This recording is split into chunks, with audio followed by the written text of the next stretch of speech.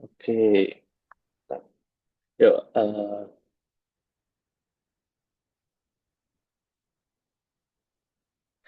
Ya, ya, assalamualaikum warahmatullahi wabarakatuh. Salam sejahtera untuk kita semua. Om Swastiastu, Namo Buddhaya, salam kebajikan. Selamat pagi teman-teman Telering semua. Hari ini kita akan ada sesi A Day Telegram Takeover. Dan di episode kali ini kita tidak di Telegram tapi di Zoom, A Day Zoom Takeover bersama Kak Edo yang nanti akan mengisi materi terkait building personal branding on LinkedIn. Nah, seperti yang kita tahu bahwa Indonesia punya 140-an ribu tenaga kerja, 140-an juta tenaga kerja yang bersaing untuk mendapatkan lapangan pekerjaan di Indonesia. Dan saat ini jumlah itu adalah yang paling tertinggi karena Indonesia memasuki eh, bonus demografi di mana angkatan kerja lebih banyak daripada bukan angkatan kerja. Maka dari itu persaingan tenaga kerja semakin ketat di Indonesia. Oleh sebab itu, materi hari ini akan membantu kita untuk membuat personal branding kita lebih oke melalui LinkedIn dan harapannya bisa memudahkan kita untuk bisa meningkatkan network dan juga meningkatkan kesempatan-kesempatan kita untuk mencari pekerjaan.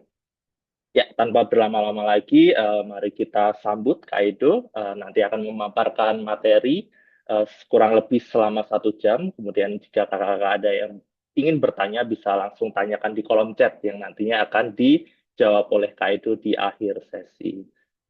Ya, silakan Kak Edo untuk memberikan materinya. Oke, terima kasih Kak Sandi udah dibukain. Terima kasih teman-teman udah hadir di hari Sabtu ini. Em, kita akan ngebahas mengenai personal branding sama LinkedIn ya.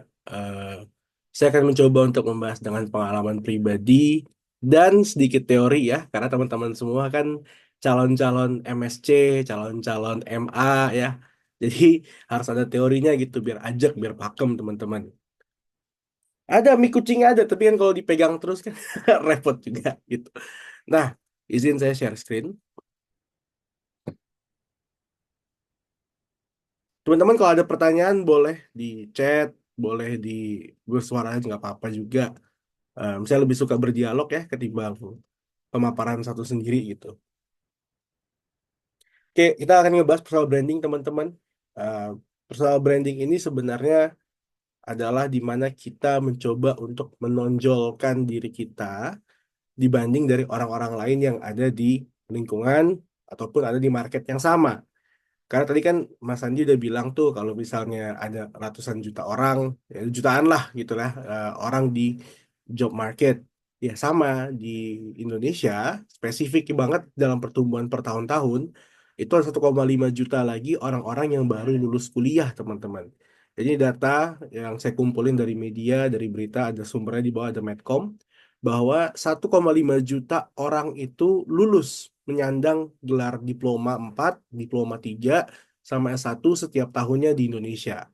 Sedangkan pertumbuhan pekerjaan dan lowongan itu sekitar 300.000 sampai 400.000 per tahun.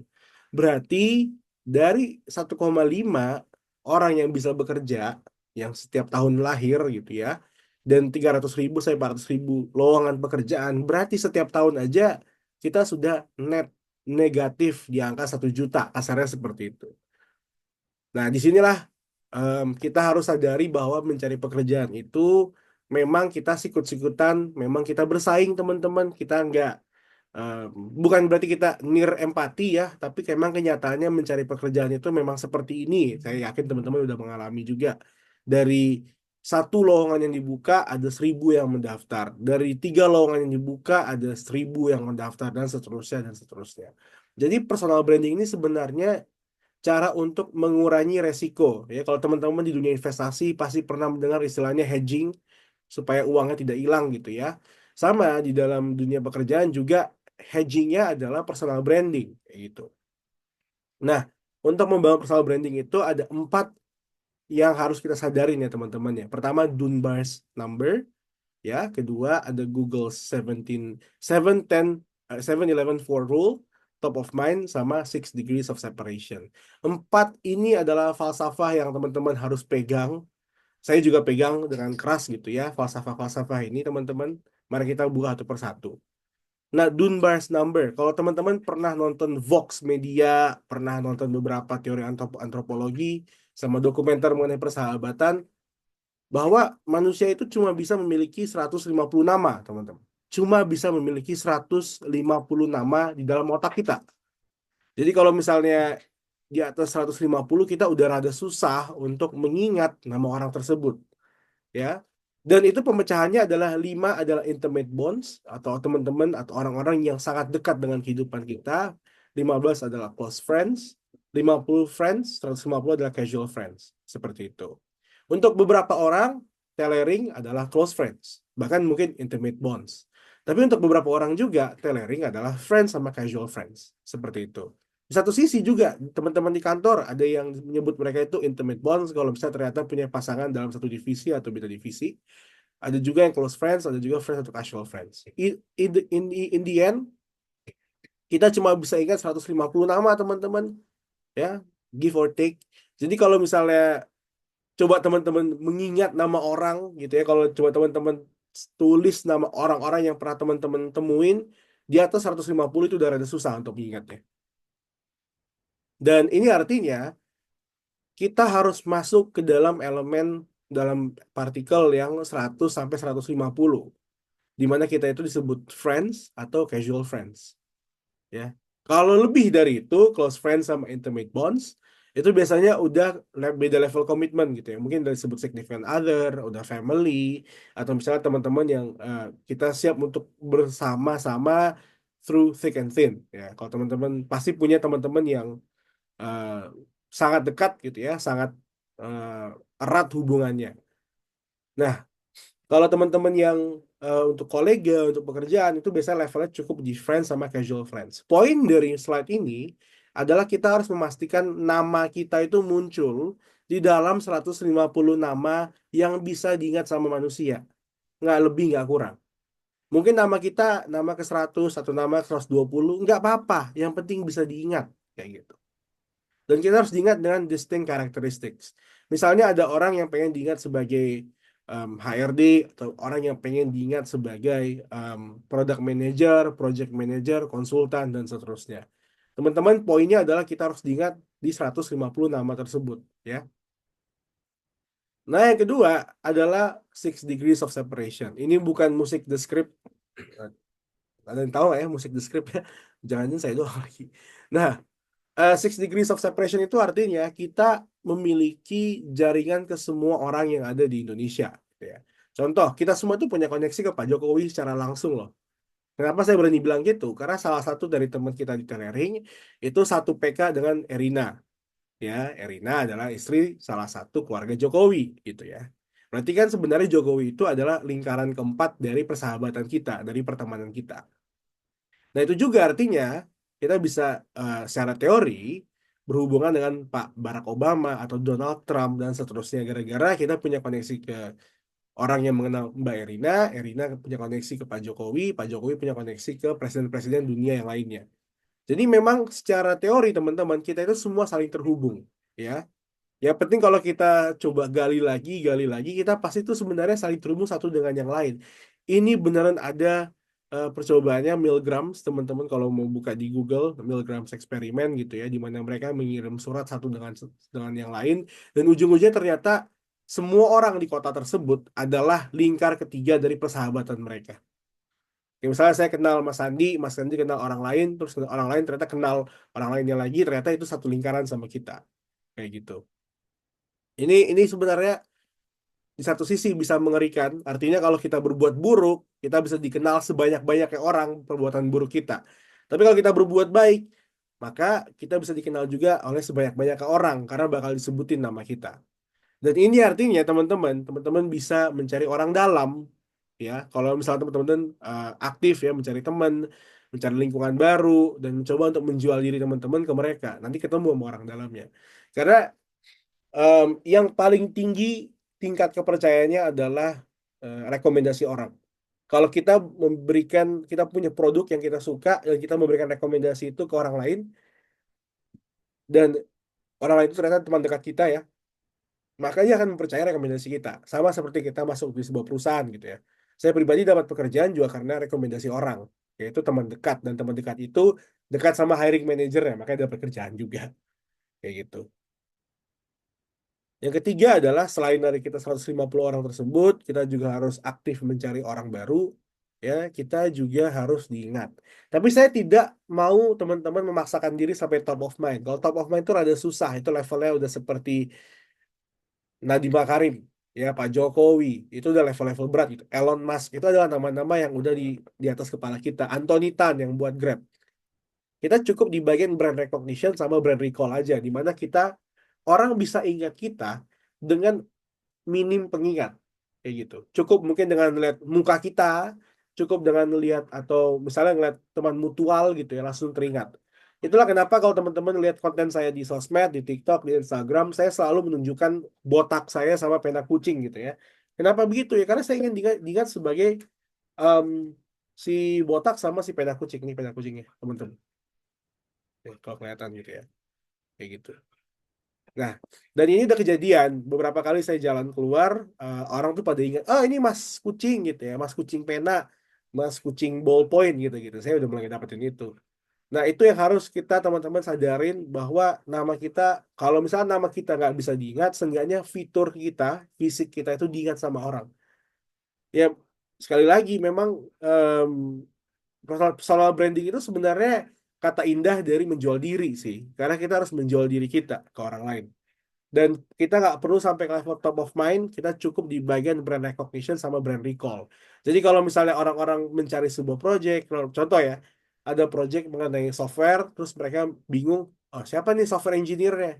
Oh ada nih, Mas ini gitu. Jadi dia bisa langsung memberikan rekomendasi. Cukup kita diingat dengan nama kita atau dengan fitur muka kita gitu ya. Sampai akhirnya orang pada saat ada project-project atau pekerjaan yang kira-kira cocok dengan kita akan langsung di-refer seperti itu. Nah, yang keempat, Google 7-Eleven 4 Rule. Ini adalah peraturan yang dibikin sama Google gitu, ya, berdasarkan risetnya mereka.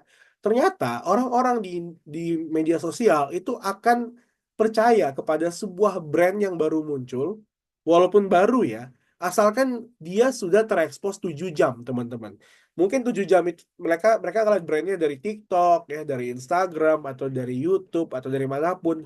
Tapi karena akumulasi dari brand-brand tersebut ya, dari konten brand-brand tersebut, akhirnya tercapai 7 jam, orang makin percaya. Terus 11 touch points. Itulah kenapa banyak brand di luar sana itu mainin di semua tempat. Dia ada di YouTube, ada di Instagram, ada di TikTok, ada di Google, ada di website, ada di LinkedIn, ada di um, Facebook, dan seterusnya. Karena kita harus melihat 11 kali gitu ya. Kita harus berinteraksi 11 kali untuk mendapatkan kepercayaan tersebut. Nah, yang terakhir adalah 4 separate locations. Jadi itu adalah tempat yang kita harus berinteraksi sama brand tersebut. Nggak berarti harus di fisik ya teman-teman ya. Secara online juga bisa kok. Itulah kenapa masih sampai sekarang ada brand yang kontak kita di email, kontak kita di WhatsApp, kontak kita di SMS ya. Kalau teman-teman yang pakai Telkomsel, pasti sering ketemu iklan di SMS. Itu yang saya dapetin juga. Saya sering dapetin promosi di Telkomsel gitu. Karena emang untuk diingat sama orang, untuk diketahui sama orang, untuk UMKM punya bisnisnya dipercaya sama orang mereknya, iya Kak, perlu konsistensi, perlu muncul di mana-mana seperti itu. Nah, kalau misalnya kita dirangkumin teman-teman, personal branding itu adalah O2O effort. O2O ini adalah istilah e-commerce gitu ya, berarti offline to online. Itu seperti Bukalapak punya Bukamitra atau Tokopedia punya Mitra Tokopedia gitu yang di lapangan. Karena poinnya adalah kita harus muncul secara offline sama online. Muncul secara offline sama online. Jadi kita harus masuk ke dalam 150 orang tersebut. Kita harus aktif mengenal orang gitu ya. Terus abis itu kita harus bikin konten baik di sosmed, mungkin di LinkedIn aja cukup gitu ya. Dan kita harus konsisten seperti itu. Itulah kenapa em, istilah lainnya ya kalau di agama Islam ya, networking itu sebenarnya kan silaturahmi ya. Muncul Dan silaturahmi itu kan salah satu yang disyaratkan sama Nabi Muhammad adalah memberikan hadiah. Ya, jadi kita memberikan hadiah kepada orang-orang gitu. Entah hadiahnya itu mungkin kita kasih mereka makan, atau traktir makan, atau misalnya kita membantu mereka satu dua kali gitu ya. Misalnya kita punya kemampuan untuk mereview kontrak hukum. Jadi kita berikan review kontrak hukum itu secara gratis ke beberapa orang, itu juga adalah sebuah hadiah kayak gitu. Dan itu yang membuat orang-orang bakal teringat sama kita. Jadi kalau misalnya temennya kita gitu ya, dia ada temennya lagi yang punya masalah hukum, dia bakal refer ke kita gitu. Oh, si Edo ini, si Awi ini ya, dia suka nge-review kontrak hukum saya secara gratis gitu. Mungkin Mas bisa chat Edo aja kayak gitu. Itulah kenapa kalau teman-teman udah follow saya di Instagram juga, saya aktif ikut komunitas di Jakarta.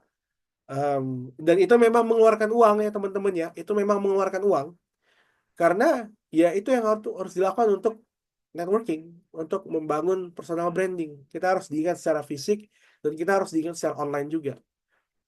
Nah, secara online itu adalah bikin konten. Saya bikin konten di TikTok, di Instagram, di LinkedIn. Itu biar orang lihat, oh ada Edo, oh ada Awi gitu ya. Dan saya menekankan fitur botak saya sama peta kucing gitu.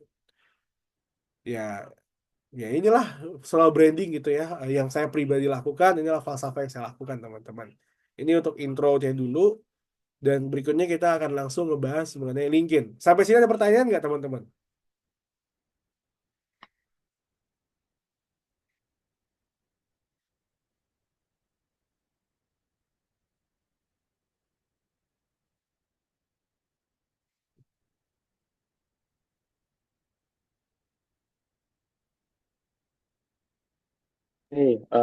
Dari saya mungkin Kak Edu. Mangga, mangga. Tadi kan soal terkait dengan produk ya. Sebetulnya kalau misalnya kita nggak punya produk nih, misal saya kan belum punya produk apa-apa, tapi mungkin saya punya service dari knowledge saya. Gimana cara membuat personal branding itu? Apakah share ilmu kah atau seperti apa enak baiknya? Ya, makasih Kak Sandi. Ya, kalau misalnya kita belum punya atau belum membuka sebuah layanan jasa dan belum punya produk untuk dijual, hal yang paling cepat kita lakukan adalah memberikan pengetahuan terhadap produk atau jasa tersebut. Contoh kalau teman-teman buka di Instagram, itu ada namanya pengacara Malang ya, nama Instagramnya pengacara Malang gitu ya. Dia ngebahas mengenai, oke kalau bercerai, siapa sih yang bakal membayar tagihan anak? Siapa sih yang akan membayar tagihan istri gitu ya? Atau bahkan ada pengacara juga di BSD, saya lupa namanya, tapi saya ingat parasnya dia koko-koko gitu ya, Cina. Dan dia ngebahas mengenai, oke kalau misalnya pacarnya hamil, apakah kita harus, apakah si pacar itu bisa meminta kita untuk tes DNA? Jawabannya secara hukum nggak bisa kayak gitu. Nah, jadi dia memberitahu penjelasan sebuah kasus hukum dengan pengetahuannya dia. Dan saya yakin Mas Andi juga bisa share kayak gitu, Mas. Jadi share pengetahuan terhadap suatu konteks kayak gitu. Oke, thank you Kak Edu. Oke, kira-kira Mas, kalau boleh tahu, Mas mau apa kalian apa yang mau dibagikan? Oke, kalau saya sih terkait dengan software engineering dan statistik sih, dan sudah mulai di LinkedIn sebetulnya, cuman nggak terlalu sering post konten di sana. Oh, nice, nice. Nah, em, kalau pertama software engineering itu kalau ada beberapa, kalau di dunia startup itu yang paling gede itu kalau Mas tahu Halo Designer, pernah mendengar? Jadi dia ngebahas mengenai oke best practice UI UX, best practice kalau tombol Pay Now itu warnanya seperti apa. Jadi Mas juga bisa ngebahas gitu ya. Mungkin yang saya bakal seneng kalau Mas sebagai penonton ya, Mas ngebahas bedanya Visual Code, VS Code sama kursor. Jadi yang baru itu kursor, kalau Mas ini itu VS Code tapi pakai AI. Jadi dia bisa keluarin sendiri coding-codingnya kayak gitu.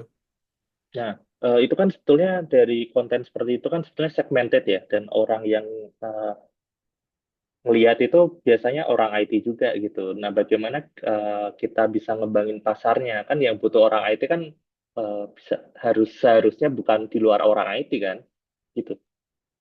Pertama ya, kalau kita ngomongin pasar gitu ya, mungkin istilah niche itu membuat perspektif kita bahwa oh pasar itu kecil, itu segmented. Tapi sebenarnya kalau kita lihat dari jumlah populasi, katakan 1% aja dari 300 juta orang di Indonesia, itu dari ribuan ribu orang, Mas. Kayak gitu, satu. Jadi niche itu sebenarnya udah gede banget. Contoh ya, 300 juta orang kita ngebahas pola makan, diet gitu ya. Diet itu mungkin cuma 10% orang yang suka dengan diet, yang ngebahas diet. 10% orang dari 300 juta udah 30 juta orang. Jadi niche itu sebenarnya besar karena populasi di Indonesia itu besar. Kayak gitu. Itu satu.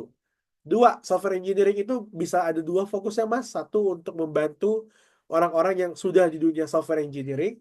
Kedua adalah orang-orang yang mau masuk ke dalam dunia software engineering. Makanya sekarang itu seperti bootcamp seperti Hacktivate, Pacman, RevoU, Purwadika itu masih besar karena dia ngebantu orang-orang yang mau mempenetrasi market-market software engineering. Saya yakin Mas udah sering dengar RevoU, Purwadika gitu-gitu. Ya, maksud saya kalau misalnya kita mau jual layanan di luar orang IT, tapi konten kita kan terkait IT, otomatis audiens kita kan ya terkait IT, bukan? Sedangkan kita mau pasar kita itu di luar orang IT gitu. Oke, nah kalau gitu nggak apa-apa Mas bisa jual aja. Nggak masalah Hmm, sebenarnya. Karena gini, em, pada saat kita bikin konten, mungkin kita memulai sebuah konten itu dengan membahas software engineering. Nanti dapat penonton-penonton software engineer. Terus di tengah mungkin tiba-tiba kita mau menjual yang sangat jauh gitu ya. Misalnya product manager for non-tech gitu. Nah, itu kan sangat jauh. Tapi bisa aja satu penonton software engineer sekarang itu percaya sama Mas sehingga mereka merekomendasikan teman-temannya untuk membeli produk eh, software product manager for non-tech. Itu satu. Dua, kalau misal kita berasumsi bikin akun yang beda untuk ngebahas sesuatu yang beda, itu kita harus pulang dari awal lagi. Jadi itu sangat susah.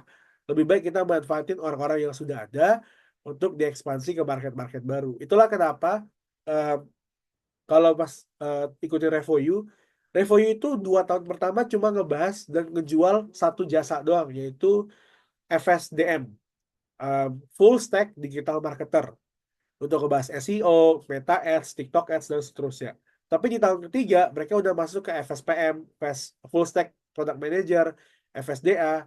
Kenapa begitu? Karena orang-orang yang sekarang itu diberikan referral code supaya bisa di-refer ke teman-temannya yang menjadi product manager, data analis, sampai akhirnya orang-orang itu menjadi, dalam tanda kutip, salesman-nya si Revoyu tersebut.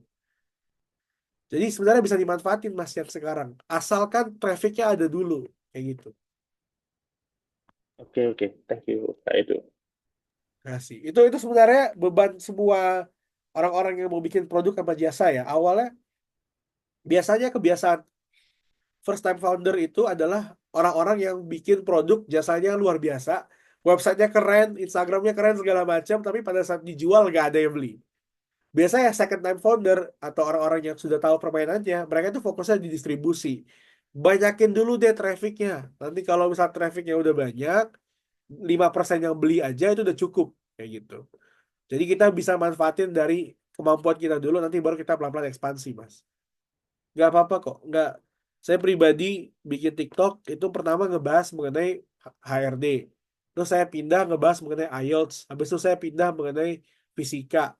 Tetap aja followernya nambah terus gitu. Em, Tetap aja orang yang dari pertama ngikutin saya tetap tidak nge-unfollow. Dia tetap follow terus kayak gitu. Karena dia ngeliat, oh seru juga sekarang ngebahas ini, sekarang ngebahas itu kayak gitu, Mas. Gak apa-apa kok. Ya, oke Kak Edo. Oke, kira-kira ada pertanyaan lain nggak dari teman-teman semua yang lain?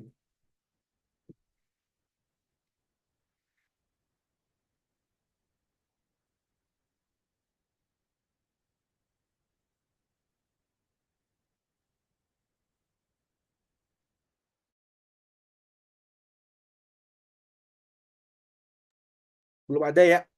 Nanti saya lanjut.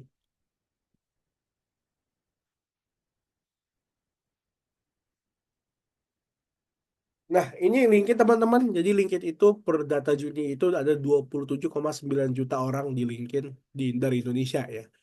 Dan LinkedIn itu punya fitur yang unik di mana everything that we like, everything that we comment on itu bakal dipost ke LinkedIn kita. Jadi ada masuk ke feed. Jadi kalau kita nge-like sebuah konten, nge-comment sebuah konten itu bakal di-like, bakal disebar ke feed kita. Kalaupun kita ngepost sendiri itu juga bakal disebarin ke connection sama ke follower. Itu artinya teman-teman, kita bisa langsung memanfaatkan 6 degrees of separation. Kalau teman-teman lihat di LinkedIn itu ada namanya first connection, second connection, sama third connection kan. Nah, itu sebenarnya eh, penggambaran dari 6 degrees of separation. Jadi lingkar ke satu itu disebut first connection di LinkedIn, lingkar kedua adalah second degree connection, third adalah third degree connection kayak gitu. Jadi kalau misalnya kita bikin post, teman kita nge-like, maka post itu akan disebar ke temannya teman kita. Pada saat temannya teman kita nge-like, itu bakal disebar ke temannya teman kita lagi. Jadi satu semakin banyak like-nya, semakin disebar ke follower mereka atau connection mereka, akhirnya semakin banyak orang yang melihat post kita dan semakin banyak yang melihat siapa kita. Kayak gitu. Itulah kenapa orang-orang sekarang mulai ngeposting di LinkedIn karena memang pada saat kita ngeposting di LinkedIn, profil kita naik dan memang akan ada HRD, recruiter yang kontak gitu ya untuk memberikan pekerjaan atau misalnya ada eh, pemilik merek UMKM atau pemilik perusahaan yang kontak kita untuk menjadi dalam tanda kutip brand ambasadornya mereka atau affiliate-nya mereka atau diminta untuk bikin konten untuk mereka gitu, untuk mereka repost. Dan itu memang nyata, teman-teman. Nyata sekali. Karena sekarang baik itu kita pribadi, baik itu bisnis, kita semua tuh sama-sama mencari atensi, teman-teman. Produk sebagus apapun ya, jasa sebagus apapun, kalau tidak ada yang tahu produknya, tidak ada yang tahu jasanya, ya tidak akan ada yang beli, teman-teman. Seperti itu.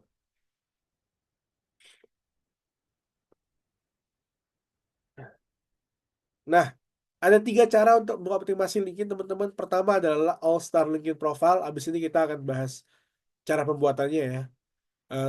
Kalau teman-teman ada LinkedIn yang pengen di-review juga, bisa kasih taruh di chat. Jadi itu eh, LinkedIn itu harus diisi nama, foto, profile, dan seterusnya. Kita harus aktif sending connections. Walaupun kita nggak kenal dia siapa, teman-teman, kirim aja koneksinya. Kirim aja terus. Karena kita punya limit sampai 30.000 loh. Itu harus dipakai. Saya sendiri pakai. Saya pakai terus, saya connect terus. Terus yang ketiga posting. Tapi kalau posting ini saya sekarang pakai AI. Jadi saya minta AI-nya ChatGPT ya untuk, tolong dong bikin postingnya kayak gitu. Nanti tinggal di post balik ke LinkedIn. Simpel-simpel aja. Nah, saya ada 2 bacaan yang teman-teman bisa baca gitu ya, yang bagus. Jadi, pembuatan post di LinkedIn itu, kalau teman-teman bulat gitu ya, mau bikin aktif bikin konten di LinkedIn, itu ada guide-nya.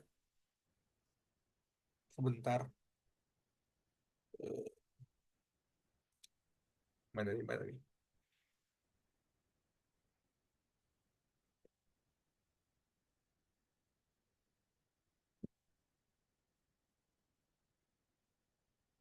Oke. Nah, ini dari Matt Gray, teman-teman. Saya sendiri follow dia. Jadi, dia itu udah naikin follower LinkedIn-nya sampai di angka 500.000. Nah, dia itu bikin 3 bentuk posting yang paling laku di LinkedIn ya, teman-teman ya. 4 deh. 4. Pertama ada yang long form, ya, long form seperti ini. Long form ke bawah, jadi ada apa namanya? Ada spasi di antara kalimat-kalimatnya. Kalau teman-teman sadar di LinkedIn banyak orang-orang yang ngepost seperti ini ya. Ya karena memang ini adalah postingan yang gampang dibaca sama orang dan enak dibaca sama orang sehingga gampang sekali mendapatkan like, cepat sekali mendapatkan like, komen dan seterusnya. Nah, ada yang bentuknya PDF di-upload, namanya karusel ya. Teman-teman pasti juga pernah lihat di LinkedIn ya. Jadi dia nge-post PDF, jadi bentuknya seperti karusel seperti ini. Terus ada juga yang modelnya tulisan ya, teman-teman pasti juga ketemu ya. Tulisan seperti ini, dia bikin tulisan di notes-nya sendiri, terus dia foto, dia upload. Nah, saya pribadi suka nulis pakai karusel sama pakai long form, karena itu cukup simple ya. Kalau nulis itu berarti butuh buku sendiri dan difoto kayak gitu. Kalau sekarang mah cepet, kakak semua tinggal pakai AI. Jadi tinggal, hey please make me a post about software engineering. Hey make me a post please about. product management dan seterusnya. Jadi it's very quick, very cepat, very mudah gitu. Asalkan kita bisa menggunakan AI-nya. Saya yakin teman-teman semua bisa lah pakai ChatGPT. Simple. Itu satu. Kedua, saya juga ada rekomendasi teman-teman kalau misalnya mau offline di Jakarta, itu ada 11 komunitas yang teman-teman bisa ikutin gitu ya. Namanya ada Wizard, ada Apiary, ada Shifting, ada Social Expat. Saya pribadi ikut ini semua di suatu waktu gitu ya. Karena di tahun 2023 sampai 2024 awal saya sangat aktif berkomunikasi dan uh, uh, membangun jaringan gitu, network sama orang-orang di Jakarta. Yang tadi saya bilang di awal, Dunbars sama yang konsistensi untuk sering muncul gitu ya, untuk masuk di dalam 6 degrees of separation, karena itu biar nama saya muncul di mana-mana. Terlepas dari apakah itu citra yang baik atau citra yang buruk gitu ya, saya tetap bakal selalu muncul di koneksi-koneksi tersebut, di network tersebut. Dan ini memang investasi teman-teman, nggak cuma waktu, tapi juga uang, karena kita harus datang ke lokasi ya. Naik trans umum, terus kalau misalnya ada acara yang dia makan malam ya, atau cuma coffee chill, tapi kan itu tetap harus dibayar sendiri gitu. Nah ini yang pribadi saya lakukan dan teman-teman bisa masuk juga ke lingkungan-lingkungan seperti ini. Kalau teman-teman nanti suatu saat masuk ke dalam lingkungan ini, bisa masuk ke Wizard atau masuk ke Apiary, ke Shifting dan Social Expat dan seterusnya, teman-teman sebut aja nama saya, Edo gitu atau Muhammad Awi Karuniado, besar kemungkinan mereka tahu dan mereka bisa ngebantu teman-teman untuk lebih bisa beradaptasi di lingkungannya kayak gitu.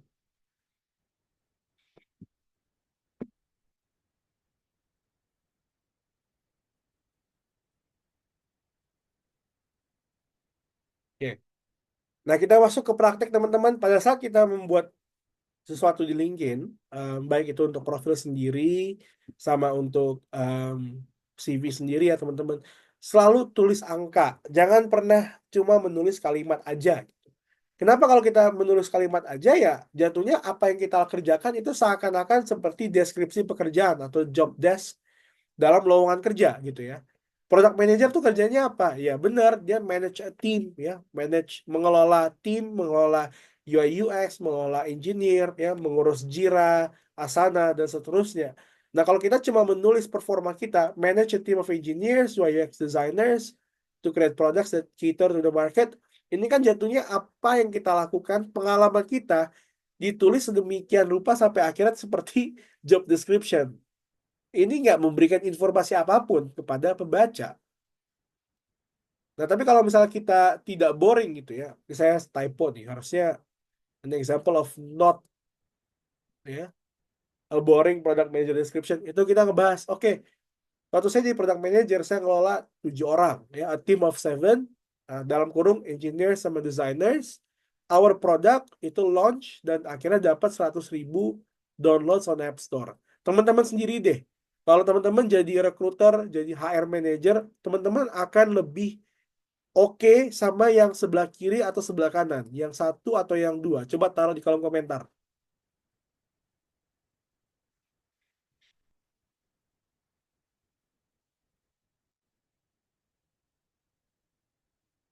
Kayak gitu. Iya, benar. Yang dua. Ya karena ada angkanya kan. Teman-teman sendiri kalau misalnya ke restoran gitu ya, yang pertama dilihat kan harga dulu ya kan. Ya sama gitu. HRD, recruiting manager, employer, investor, semuanya itu ngelihat sesuatu dari angka dulu teman-teman. Dari angka dulu. Makanya saya berani jujur bahwa banyak orang di luar sana itu yang jauh lebih kompeten dari saya, jauh lebih ahli dari saya, tapi karirnya mandek gitu ya. Dan saya waktu itu umur 26 udah jadi manajer di perusahaan bank multinasional. Ya karena saya bisa ngejual diri.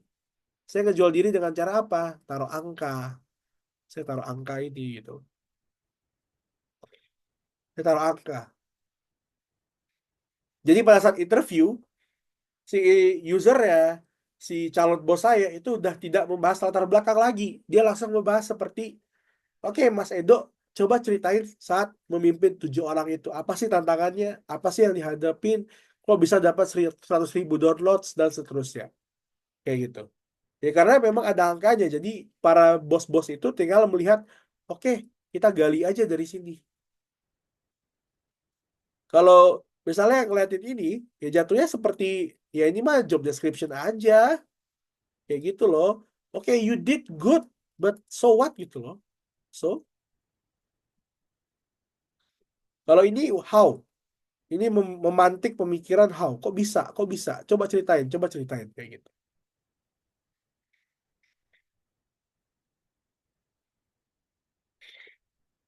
Nah, kalau dosen, ayo mari kita bahas Kak Nila.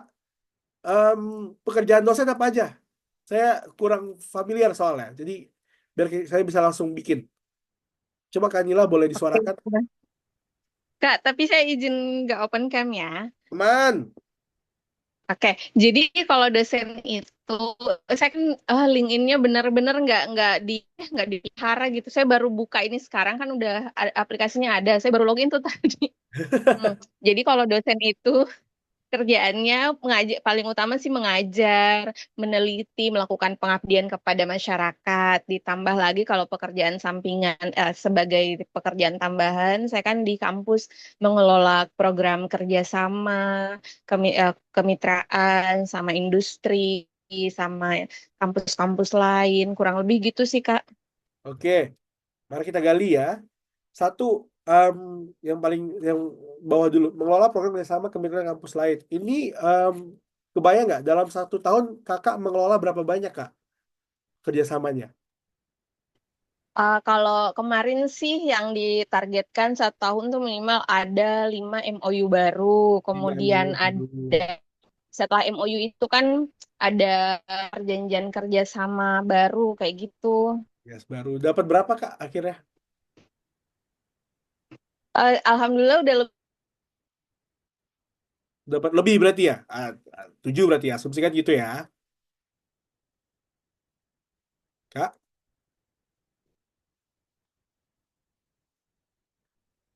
Halo, ini suaranya terputus bukan saya kan ya, teman-teman semua? Iya, Kak Nila terputus kayaknya. Oke, baik.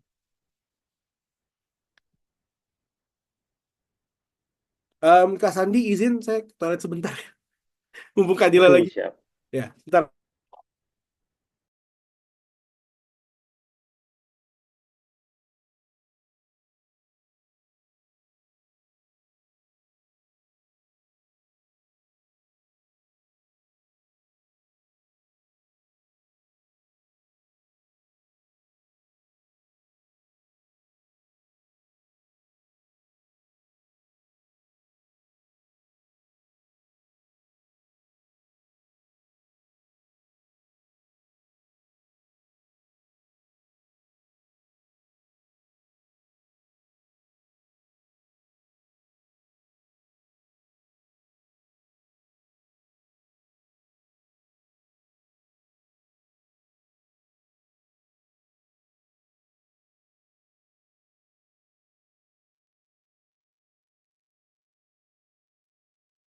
kepental. Iya, Kak Nila. Kak Edonya lagi ke toilet sebentar ya. Oh, siap.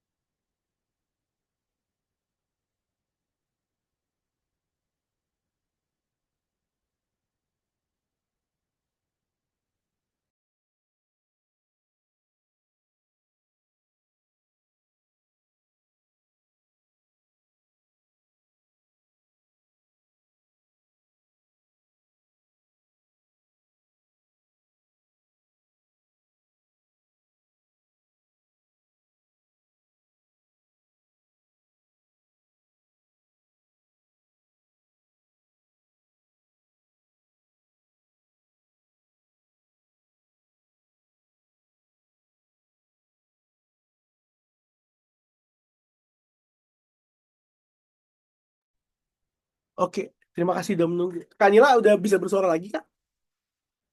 Iya Kak, udah datang, udah hadir lagi. Oke.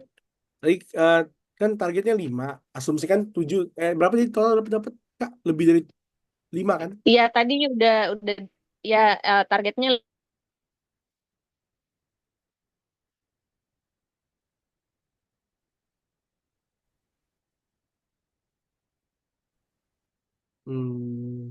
Suaranya hilang lagi ya.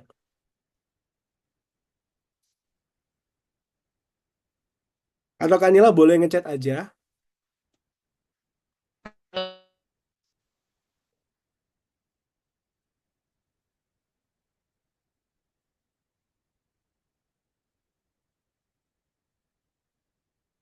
coba ya.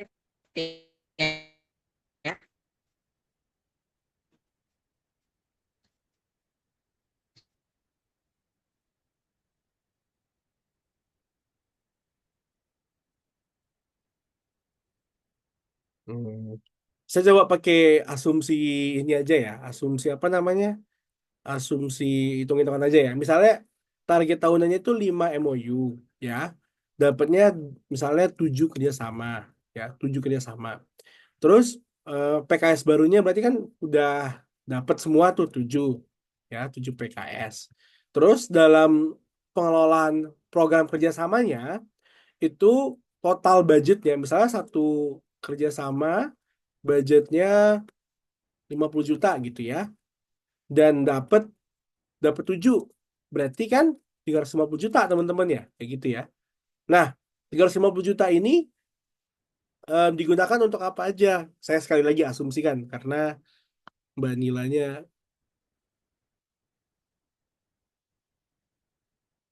oke, eh, pendanaan 400 juta kayak gini.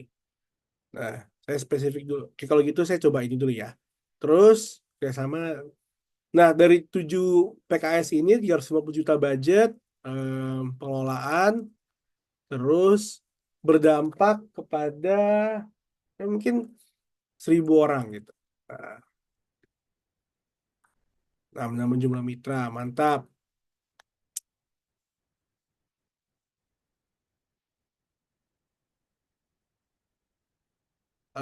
Asumsikan aja ya, asumsikan jumlah mitranya 100 gitu ya. Oke. Meneliti, mungkin Kak Nila bikin 5 jurnal yang dirilis ya. Oke. Nah, ini dari sini kan udah kelihatan nih angka-angkanya. Berikutnya kita langsung buka ChatGPT. Wah, kacau, kacau. Ya, tolong please help writing a CV line using this as a base. To put more context, I am a lecturer at Indonesia University, and these are what I do.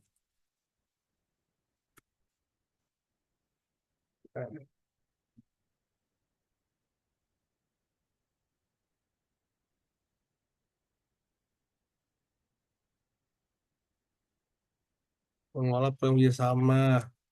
Nah, kayak gini.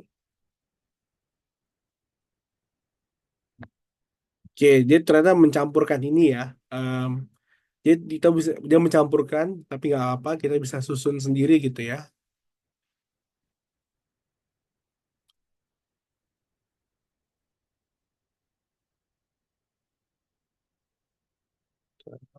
Textbook baru. Oke, nah ini di delete dulu di atasnya. Berarti sebagai dosen, publish 5 peer-reviewed articles, ya kan?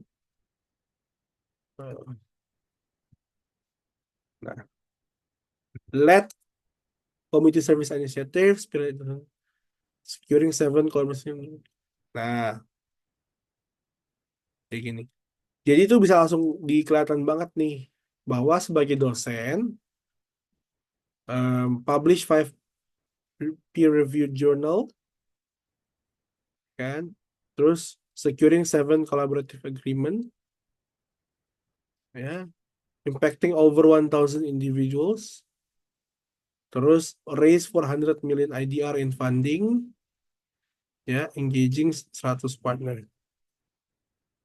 Nah, langsung kelihatan angkanya gitu. Jadi sebenarnya teman-teman semua, apa yang teman-teman kerjain itu sebenarnya keren gitu, keren gitu, keren banget. Tinggal digali dalemannya.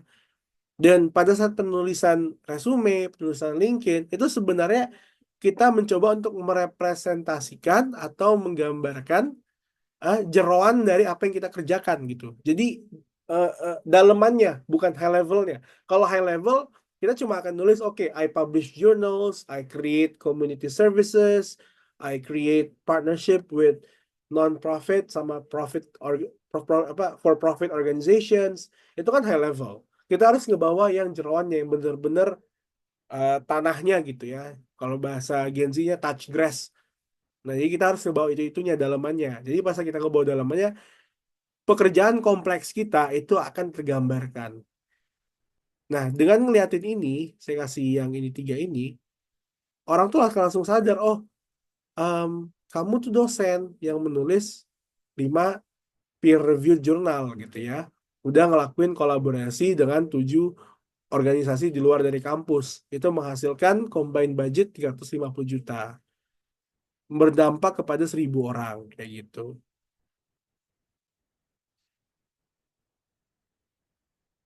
Saya bisa kasih lihat gitu ya sama teman-teman semua CV yang selalu saya pakai untuk lamar-lamar kerja gitu.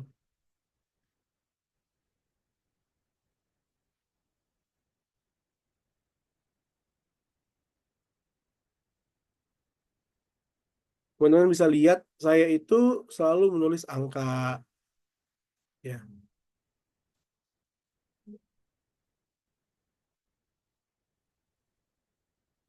Ini malah saya nulisnya angka, angka, terus angka, angka gitu ya. Kenapa saya nulisnya angka ya? Karena itu yang paling laku gitu sama orang. Semuanya angka, ya gitu. Nah ini kan sebenarnya jeroan apa yang saya kerjain. Ya sama, kakak-kakak juga tolong. Saya yakin teman-teman tuh kerjanya keren-keren, pasti dah. Itu level teman-teman semua tuh luar biasa. Tinggal dijualnya aja, cara ngejualnya adalah membuka angkanya. Nah, kalau misalnya ada yang NDA atau non-disclosure agreement, nah itu rada susah ya teman-teman ya. Saya tuh pernah kerja di perusahaan yang NDA banget gitu ya, sebagai konsultan di sini. Lihat deh, apa yang saya tulis itu general sekali, karena memang ini sangat NDA. Jadi saya nggak bisa bercerita banyak kayak gitu. Em, Kalau ini memang ya rada sulit. Kalau misalnya kita pekerjaan yang non NDA, kita bisa pamerin angka kita. Dan teman-teman sebagai dosen tuh bisa pamerin angka teman-teman semua gitu. Bahkan kalau mau apa namanya bisa juga ngejelasin kelas apa yang kita ajarin. Misalnya di dalam kampus kita ngurusin 10 SKS atau 20 SKS, 20 credits. Kita ngajarin 20 credits. Kita em, rilis jurnal, kita ikut konferensi. Teman-teman sebagai dosen tuh pasti ada ikut konferensi kan. Teman-teman bisa tulis ikut konferensi dalam setahun em, 10 gitu ya. Berarti kan sebulan rata-rata berarti per 50 hari gitu ikut satu gitu. Nah, teman-teman bisa tulis juga kayak gitu. Nah, ikut konferensi dalam setahun 10 ya kan, memberikan orasi akademik, divis akademik itu mungkin 5 gitu ya per tahun. Nah ini kan sebenarnya tinggal dibikin aja gitu, tinggal di rewrite this. Nah attended 10 conferences sama kayak gini. Jadi teman-teman nggak boleh nulisnya, oke saya mengikuti konferensi akademik. Nggak, kasih angka ya teman-teman. Ikut, oh misalnya ikut 5, ikut 10 ya.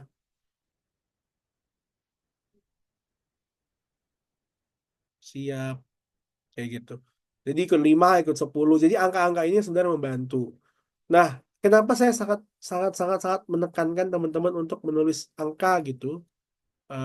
Karena itu adalah bahasa orang-orang yang berbisnis sama bahasa orang-orang atas. Kalau teman-teman kita buka lagi gitu ya, intensi kenapa sih semua orang buat bisnis, kenapa sih orang berbuat usaha? Ya karena kan mereka mau dapat untung gitu ya. Mereka pengen quantifiable impact. Mereka pengen dapat untung. Pemodal mau sahamnya naik dari 1 jadi 5 misalnya. Komisaris pengen gajinya naik, ya direksi pengen gaji sama bonusnya naik, pegawai pengen gaji sama bonusnya naik gitu. Nah, ini semua itu bisa terjadi kalau perusahaannya untung atau organisasinya bertumbuh. Nah, pertumbuhan-pertumbuhan itu muncul dari mana? Ya dari impact kayak gitu. Jadi kalau kita mau ngejual diri kita ke sebuah organisasi, jangan cuma menjual latar belakang kita, tapi ngejual pencapaian kita. Itu artinya pada saat dia mendengar pencapaian kita, maka si organisasi tersebut bisa memikir langsung, oh, kalau ada Mbak Nila, kalau ada Mas Sandi, kalau ada teman-teman yang lain, perusahaan saya itu bisa naik, bisa bertumbuh, organisasi bisa berkembang, kayak gitu. Karena sebenarnya ya, untuk mencapai keuntungan dari pemodal, dewan, ya, pegawai, itu semua perusahaan harus untung atau organisasi harus bertumbuh. Nggak bisa enggak. Itu juga kenapa para direktur dan komisaris itu gajinya lebih gede, bonusnya lebih besar, karena mereka bertanggung jawab atas seluruh perusahaan. Kalau pegawai bertanggung jawab atas dirinya sendiri. Itulah kenapa kalau kita masih di level manajer, senior manager, ya kita tuh sebenarnya masih level pegawai gitu. Kita masih bertanggung jawab atas diri kita sendiri. Itu yang paling besar gitu. Tapi pada saat kita udah di level di atasnya lagi, itu udah bertanggung jawab atas seluruh perusahaan, seluruh departemen, seluruh divisi. Tapi poinnya sama, teman-teman. Pada saat kita mau meyakinkan pemodal, komisaris, direksi, pegawai, siapapun, itu harus selalu ada quantifiable impact. Kita buka menu makanan di restoran, kita langsung lihat harga. Itu satu. Ya kan? Kita mau beli apapun atau kita mau memberikan sesuatu kepada orang, mereka sangat selalu bertanya, untungnya apa sih, profitnya apa sih gitu ya. Karena memang kita semua itu akan lebih bisa menilai pada saat ada angkanya. Oleh karena itu, selalu berikan angkanya, ya. Dan angka itu sangat sedikit ruang untuk didebatkan. Misalnya kita sebagai pelamar, kita mencari pekerjaan, ya, gaji yang diberikan 5 juta. Gaji kita yang sekarang misalnya 4 juta gitu. Nah, ini udah nggak usah didebatin lagi. Dia akan kasih kita 5 juta. Berarti kita akan mendapatkan kenaikan 1 juta rupiah, 25%. Dan itu artinya em, ini adalah offer yang bagus, gitu, tawaran yang bagus. Ya, konteks ini aja, tawaran yang bagus. Seperti itu. Nggak bisa didebatin. Sama, kalau misalnya kita udah masuk di perusahaan gitu, sebagai digital marketer, atau kita sebagai software engineer gitu ya. Misalnya kita software engineer gitu. Pas kita masuk, kita bisa ngurusin backlog dari misalnya 10 backlog, turun jadi 7 gitu. Mungkin dalam waktu 2 minggu. Ya udah, kita nggak bisa didebatin lagi. Itu performa kita. Gitu. Itulah kenapa saya sendiri merasakan pekerjaan-pekerjaan yang supporting seperti HR ya, seperti HR, seperti operations, uh, business analyst, data analis gitu-gitu. Ini sebenarnya sulit mempertahankan posisi mereka karena pekerjaan mereka itu susah dikuantifikasi. Tapi kalau kita kerjanya sebagai sales, oke, marketing, ya kan? Ini jelas nih. Kita masuk ke sebuah perusahaan, ya, em, kita masuk ke sebuah perusahaan, revenue naik 10%. Marketing, kita masuk ke sebuah perusahaan, brand awareness kita naik 10%. Wah, ini jelas nih, tidak bisa didebatin lagi. Tapi kalau HR, tadi ya, HR, operation, dan segala macam, itu perlu perdebatan gitu. Nah, untuk ngebantu proses perdebatannya, kita coba untuk dikuantifikasi. Contoh HR salah satu yang saya suka itu adalah turnover rate. Itu adalah jumlah orang yang resign atau keluar dari kantor. Kita tunjukin bahwa kita jadi HR, kita bisa nurunin turnover rate. Operation, misalnya ada backlog, kita bisa turunin backlog dari 10 ke 8. Bisnis analis, kita bisa memberikan rekomendasi. Kita memberikan misalnya 5 rekomendasi setiap minggu gitu terhadap proses bisnis kita. Itu juga suatu kuantifikasi. Data analis, kita bisa menyusun data. Karena saya pribadi di pengalaman saya kebiasaan menyusun data di Indonesia itu sangat kecil ya. Kebanyakan juga dokumentasi sangat kecil gitu. Jadi kalau kita bisa ngebawa itu dampaknya luar biasa juga. Nah, angka itu sangat real teman-teman karena itu memang bahasa dari semua orang di atas. Direktur bahasanya apa? Angka. Komisaris bahasanya apa? Angka. Shareholder bahasanya apa? Angka gitu. Ini pemodal kasih duit ke startup 380 miliar gitu ya. Ini perusahaan yang um, baru dapat pendanaan kemarin. Ini kan sebenarnya kalau kalau kita perspektifnya audiens biasa, oh keren. Dia dapat 300 miliar, keren. Mantap. Tapi kalau kita perspektifnya direktur, komisaris, pemegang saham, ini tekanan batin ini. 380 miliar yang diterima sama Brum, ini artinya harus keluar berapa? Minimal 600 M lah. Ya, minimal balik 600 miliar gitu. Berarti biar dapat untung kan. Berarti kan direkturnya ditekan, ya kan? Komisarisnya apa? Ditekan. Shareholder juga akan menekan gitu ya. Mana uang gua harus balik dong gitu. Gila lu nggak balik. Jadi bahasanya apa ya angka gitu loh. Karena mungkin di awal si Brum ini berjanji kepada shareholder atau pemodal gitu ya. Teman-teman, kalau teman-teman invest di Brum bakal uangnya balik 2 kali lipat gitu ya. Mungkin seperti itu. Jadi semua ini pembahasannya angka-angka aja gitu. Nggak ada perdebatan. Dan kita semua sama kok. Pegawai masuk cari duit, direktur masuk cari duit, komisaris masuk cari duit, shareholder masuk cari duit, semua cari duit. Dan kita semua kalau misalnya ada penjelasan yang simple, dah nggak usah bacot, masuk 1 rupiah, keluar 2 rupiah, pasti beli gitu, pasti mau gitu. Nah, tinggal kita bikin itu jadi kenyataan. Caranya adalah tadi ya, kita bekerja keras, dan kalau kita mau ngejual diri ya kita jual dengan bahasanya. Sama kok teman-teman, non-profit juga gitu ya. Kalau misalnya kita jadi fundraiser, kita harus bisa narik duit gitu ya. Entah apapun caranya, misalnya jual kupon, promosi, dan seterusnya. Ya karena memang siapapun itu, terutama bisnis ya, mereka itu bukan charity. Ya, kalau kita digaji 10 juta sebulan, berarti kita harus memberikan value 20 juta sebulan. Nah, value ini bukan berarti kita misalnya jualan dapat 20 juta sebulan. Enggak juga. Gitu. Mungkin kita sebagai HR, kita bisa memberikan value apa?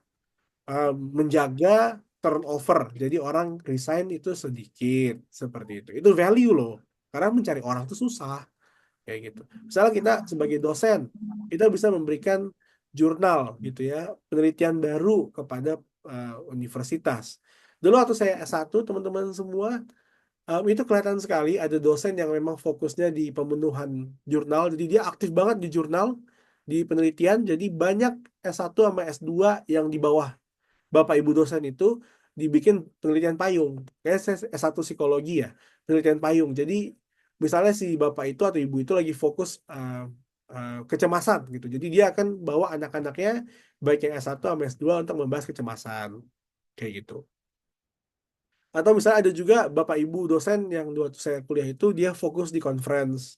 Ada juga fokusnya di pengeratan pekerjaan dan pendidikan. Jadi ada tuh dulu dosen di kampus saya itu dia fokusnya adalah menghubungkan PT dengan si kampus kayak gitu. Jadi dia itu suka sekali mencari kegiatan seperti oke, bawa praktisi dari PT untuk menjelaskan pekerjaan, untuk menjelaskan sebuah karir, menjelaskan sebuah beban pekerjaan seperti apa kepada mahasiswanya. Jadi dia tuh sering banget bermain di karir hub kampus gitu. Kayak gitu. Itulah value. Value itu nggak cuma sebatas duit gitu. Dan untuk menjual value kita di awal adalah bikin resume atau bikin LinkedIn kita benar-benar ngebahas apa sih yang udah kita capai, apa sih yang udah kita bikin, tunjukin angkanya, kayak gitu.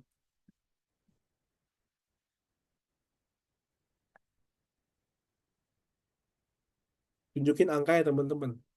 Selalu angka ya, selalu angka, selalu angka. Itu slide-slide saya karena saya pensi saya tuh diskusi teman-teman ya. Emang saya bikin rencananya seperti itu diskusi ya. Kita silakan diskusi Mas Sandi.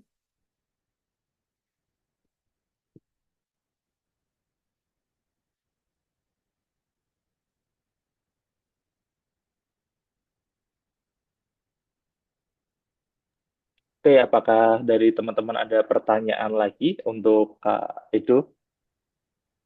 Mantap. Oke, Kak silakan Nil, Kak Nila. let's go. Oke, Kak Edo, saya mau tanya dong, mungkin saya mau apa kayak pengalaman Kak Edo aja. Hmm, Ini kan Kak Edo tadi bilang kita mesti hadir di beberapa platform gitu kan.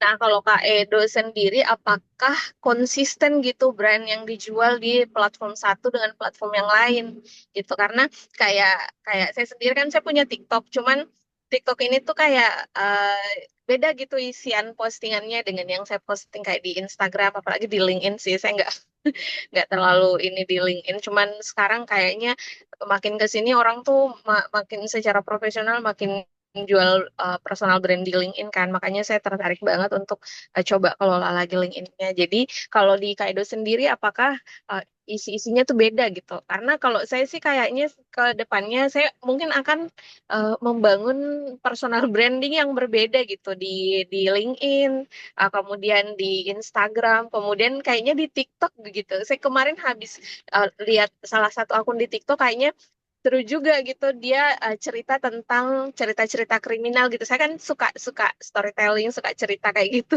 Ih, pengen banget teman-teman saya juga bilang kayaknya Nil kamu bisa deh cerita ini gitu. uh, Cerita-cerita kriminal karena saya tertarik banget sama uh, cerita-cerita kriminal. Nah, kalau menurut Kak Edo ke depannya kalau misalnya saya kayak gitu bakalan nabrak-nabrak nggak sih? Oke. Itu dulu Kak. Ya, em, pertama kakak em, nggak masalah kalau misalnya per platform itu berbeda-beda ya. Karena memang per platform itu penontonnya juga beda-beda gitu. Kita ini dari praduga saya aja ya. LinkedIn itu yang aktif itu 25 plus usianya ya. TikTok itu 18 sampai 22 usianya. Instagram juga 25 plus. Ini dari pengalaman saya ya teman-teman ya. Teman-teman bisa fact check sendiri gitu ya. Terus kalau YouTube ini juga ini menurut saya 28 plus usianya. Kayak gini. Inilah kenapa kalau kita ngobrol sama pedagang, ya mereka yang dagang-dagang online, itu fokusnya benar. Kalau barangnya mahal, mereka tuh di Instagram. Kenapa? Karena mereka daya belinya lebih tinggi, kayak gitu. Kalau barang-barang murah, saya yakin teman-teman pernah ketemu affiliate TikTok barang murah 5.000, 7.000 ya, karena emang daya belinya lebih rendah, kayak gitu. Kalau LinkedIn biasanya saya yakin teman-teman sering ketemu recruiter ya kan atau B2B sales ya yang jual ke organisasi gitu ya. Mereka aktif di LinkedIn karena ya memang mereka mencari pengambilan keputusan orang-orang yang bisa mengambil keputusan terhadap sebuah sales. YouTube biasanya ini orang-orang yang mencari dokumenter atau dan segala macam lah, orang-orang yang siap nonton video 5 menit, 7 menit, 10 menit. Nah, kalau masalah posting nanti Kak, em, saran saya adalah dan saya juga ngelakuin pribadi ya, TikTok sama Instagram saya itu kontennya sama persis 100%. Kita sebutnya kalau dunia agensi digital sebutnya mirroring gitu ya. Jadi di mirroring kayak gitu. Nah, kalau di LinkedIn saya benar-benar jauh berbeda sama TikTok sama Instagram. Saya bahasnya profesional. Bahasanya beda ya. Segala macam beda kayak gitu. YouTube YouTube spesifik ya. Saya juga YouTube Short ada, tapi itu YouTube Short saya itu sebenarnya mirroring dari sini juga. Persis sama, tidak ada perbedaan satu dengan yang lain. Dan iya, pada saat diupload ke 3 platform, yang paling laku emang si TikTok ini. Kayak gitu. Di Instagram sama di YouTube Shorts, apalagi YouTube Shorts ya, tidak laku gitu. Ya nggak apa-apa juga. Saya tidak peduli gitu. Yang penting ada pertumbuhan, saya senang.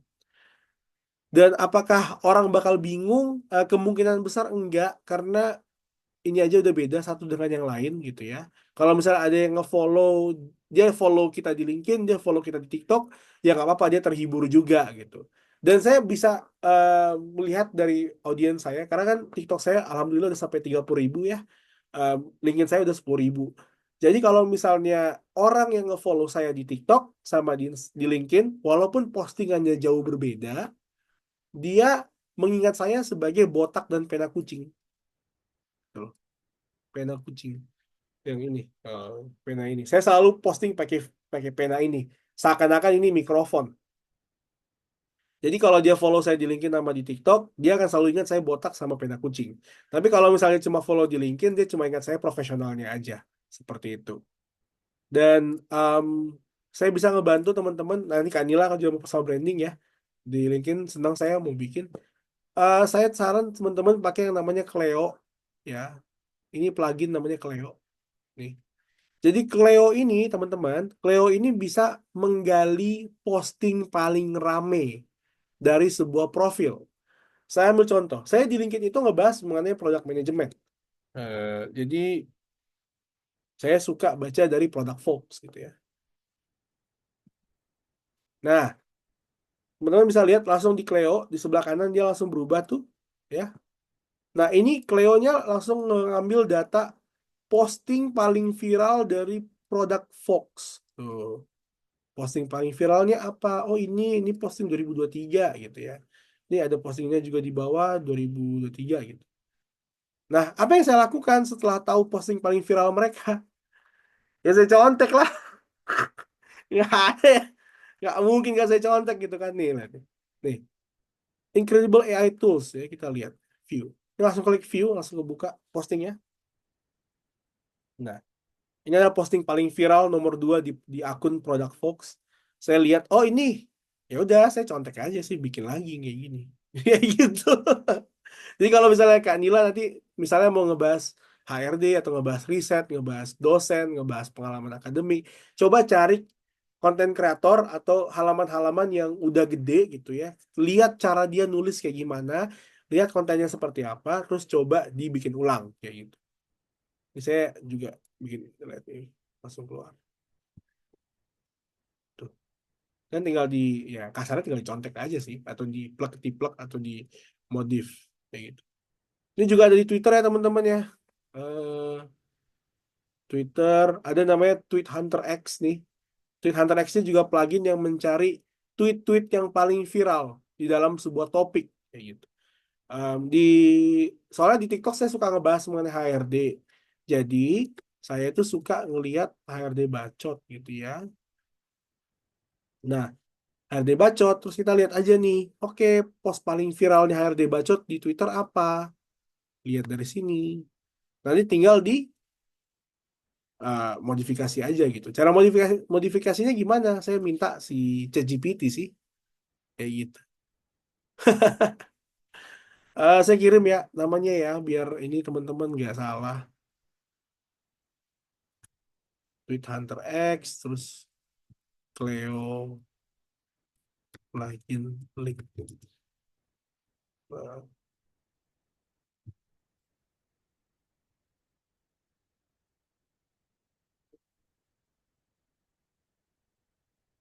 Mantap. Jawab nggak Kanila? Banyak komen nih, saya baca-baca juga nih. Iya Kak. Jadi nggak apa-apa ya berarti. Saya tuh kemarin pengen pengen bikin kayak gitu kan untuk bangun ini kayak personal branding. Cuman saya belum belum dapat gitu. Saya mau konsistennya di bidang mana? Di dunia perdosenan kan saya mau di bidang saya tuh mau dikenal sebagai dosen marketing yang punya concern di bidang sustainable tourism. Tapi kalau di YouTube sendiri, saya tuh upload konten-konten tentang belajar bahasa Inggris. Kemarin karena awalnya tuh kayak ponakan saya tuh pengen belajar bahasa Inggris, jadi ada yang konten belajar bahasa Inggris buat anak kecil, ada juga yang kayak teman-teman yang nanya tentang tips-tips TOEFL kayak gitu, itu juga saya bikinin. Kalau di Instagram paling daily activities kan. Nah, kemarin itu pas mau substansi saya kan pengen ya, saya masukin link Facebook sama Instagram. Nah, kemarin tuh di Instagram udah mulai diposting-posting juga kerjaan, tapi kayaknya entah kenapa agak kurang nyambung gitu. Nanti kayaknya Kak, mungkin saya pengen ini dulu apa namanya? Pastiin saya mau punya personal brandingnya kayak gimana gitu. Nanti boleh ya saya kontak-kontak Kak Edo lagi buat konsul-konsul gimana ngebangun di tiap platformnya. Aman, aman. Nah, tapi Kak, apa namanya, kalau kita udah main multi platform ini, ingatlah hal pertama yang bahkan Google bilang ya, konsistensi gitu ya. Kalau misalnya nanti udah di titik kepepet, wah sibuk banget nih sama dunia, segala macam tanggung jawab, dunia akhirat, dan terpaksa harus dilepas satu atau lepas dua, ya dilepas lah gitu. Nggak apa-apa, yang penting konsisten aja satu gitu. Nah, iya iya bener-bener Kak ini susah banget. Kemarin kan saya sempat kayak mau seriusin tuh di YouTube. Saya udah bilang kan sama teman-teman yang pengen dong, saya pengen nih seriusin di YouTube gitu. At least sampai cukup 1.000 lah subscribernya. Tapi sempet tuh yang pas saya rutin ngupload konten gitu, yang belajar-belajar bahasa Inggris, itu tiba-tiba naik. Jadi udah nyampe 800, habis itu udah saya nggak posting-posting lagi. Iya, iya. Ya itu emang konsistensi itu tantangan semua content creator, Kak Nila. Apalagi yang kalau kalau kalau full time content creator tantangannya adalah di mood. Ya, saya kan sekarang udah full time usaha sendiri bikin konten. Itu tantangannya emang di mood. Ada momen di mana mood saya nggak mau aja ngerjain konten gitu. Maunya cuma ngerjain operation aja, invoicing gitu-gitu. Tapi kalau misalnya masih ada pekerjaan utama, bikin konten itu ada masalah di konsistensi. Ya, apa namanya, jadi paling realistis adalah lepasin dan ambil yang paling mudah gitu. Cara mempermudahnya gimana? Satu, naskah bikin pakai AI. Dua, model-model videonya ikutin sama punya orang yang udah viral kayak gitu. Ketiga, trik ini yang biasa dilakukan sama agensi ya, biasanya itu social planning. Jadi di Sabtu sama Minggu, makanya agensi banyak yang resign karena Sabtu Minggu kerja.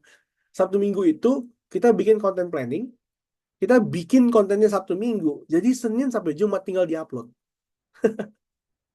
Kayak gitu. Jadi itu udah stok nih, stok barang nih. Senin sampai Jumat dilepasin barangnya kayak gitu.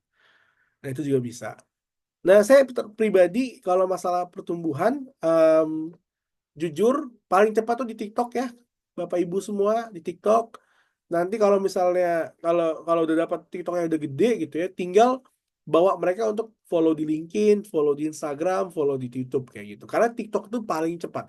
Saya pribadi TikTok 30K, LinkedIn 10K, Instagram 6K gitu ya. Saya selalu ngajak YouTube 1K. Saya selalu ngajak orang-orang TikTok ini untuk follow di bawah-bawahnya kayak gitu. Em, terus di TikTok itu kalau bisa di Instagram sama TikTok ini kan kebanyakan anak muda ya. Anak muda ini sukanya cerita perspektif dari sesuatu gitu. Mungkin banyak kalau teman-teman sadar ya, POV apa gitu, marriage is scary gitu-gitu. Nah, iya. Nah, jadi kakak bisa bahas itu. Dan saya pribadi, kalau tadi kakak bilang kan dosen marketing sustainable tourism. Yang saya dulu kuliah sampai sekarang suka materi perdebatannya adalah Islam tourism. Mungkin kakak bisa ngebahas Islam tourism di India, atau Islam tourism di Indonesia, atau Islam tourism di mana gitu ya. Kenapa sih ada orang-orang yang ngelakuin ini gitu.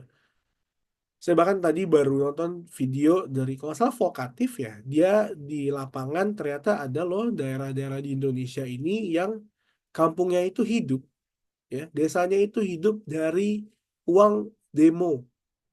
Kan demo kan dibayar. Mereka itu hidup dari uang demo. Gitu. Saya baru tahu ada sisi Indonesia seperti itu gitu. Nah, itu menarik gitu. Nah, itu bisa dibikin ya uang demo. Jadi demo bayaran, Mbak Nila. Dia hidup dari demo bayaran. Gue kayak serem ya. Ternyata ada yang kayak gitu ya. Ini.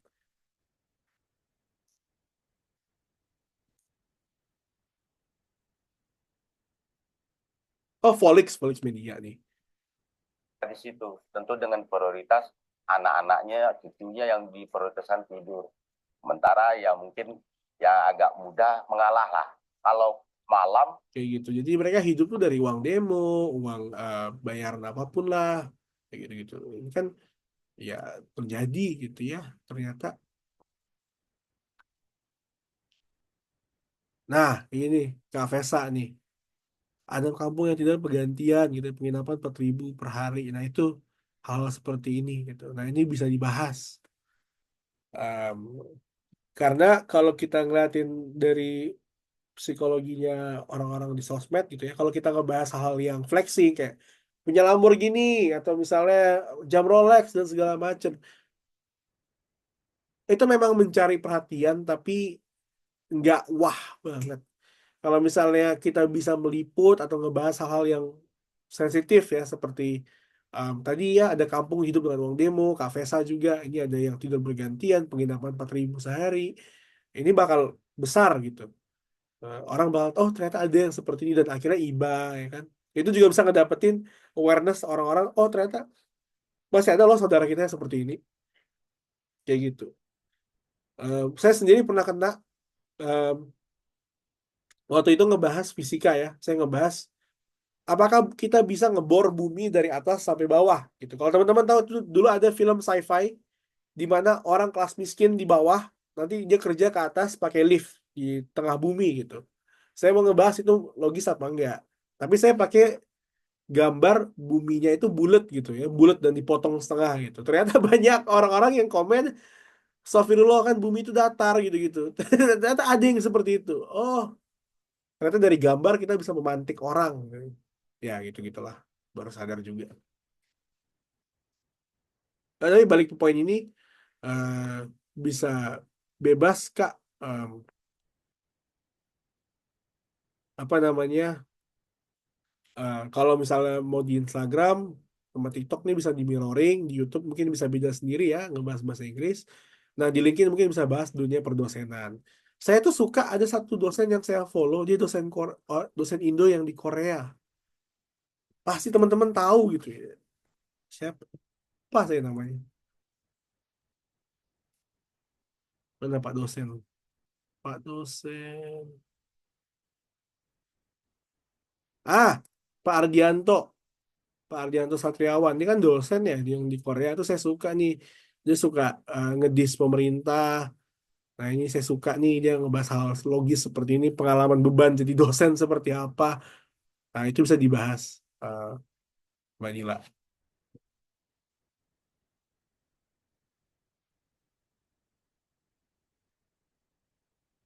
Kayak gitu.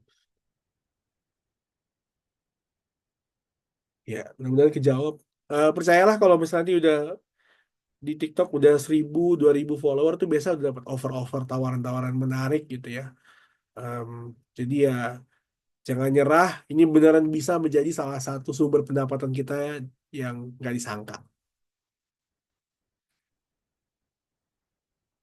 Siap kan Nila? Wah senang banget kalau jadi kuliah tamu di kampus.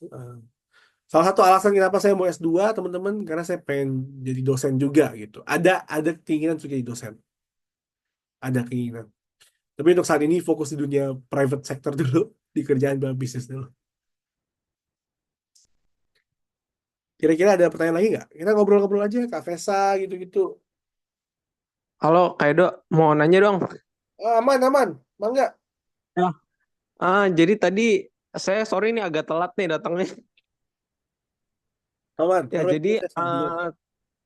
tadi saya kan sempat ngelihat presentasi yang bagian ini ya, apa bagian value itu biasanya harus digambarkan dengan angka.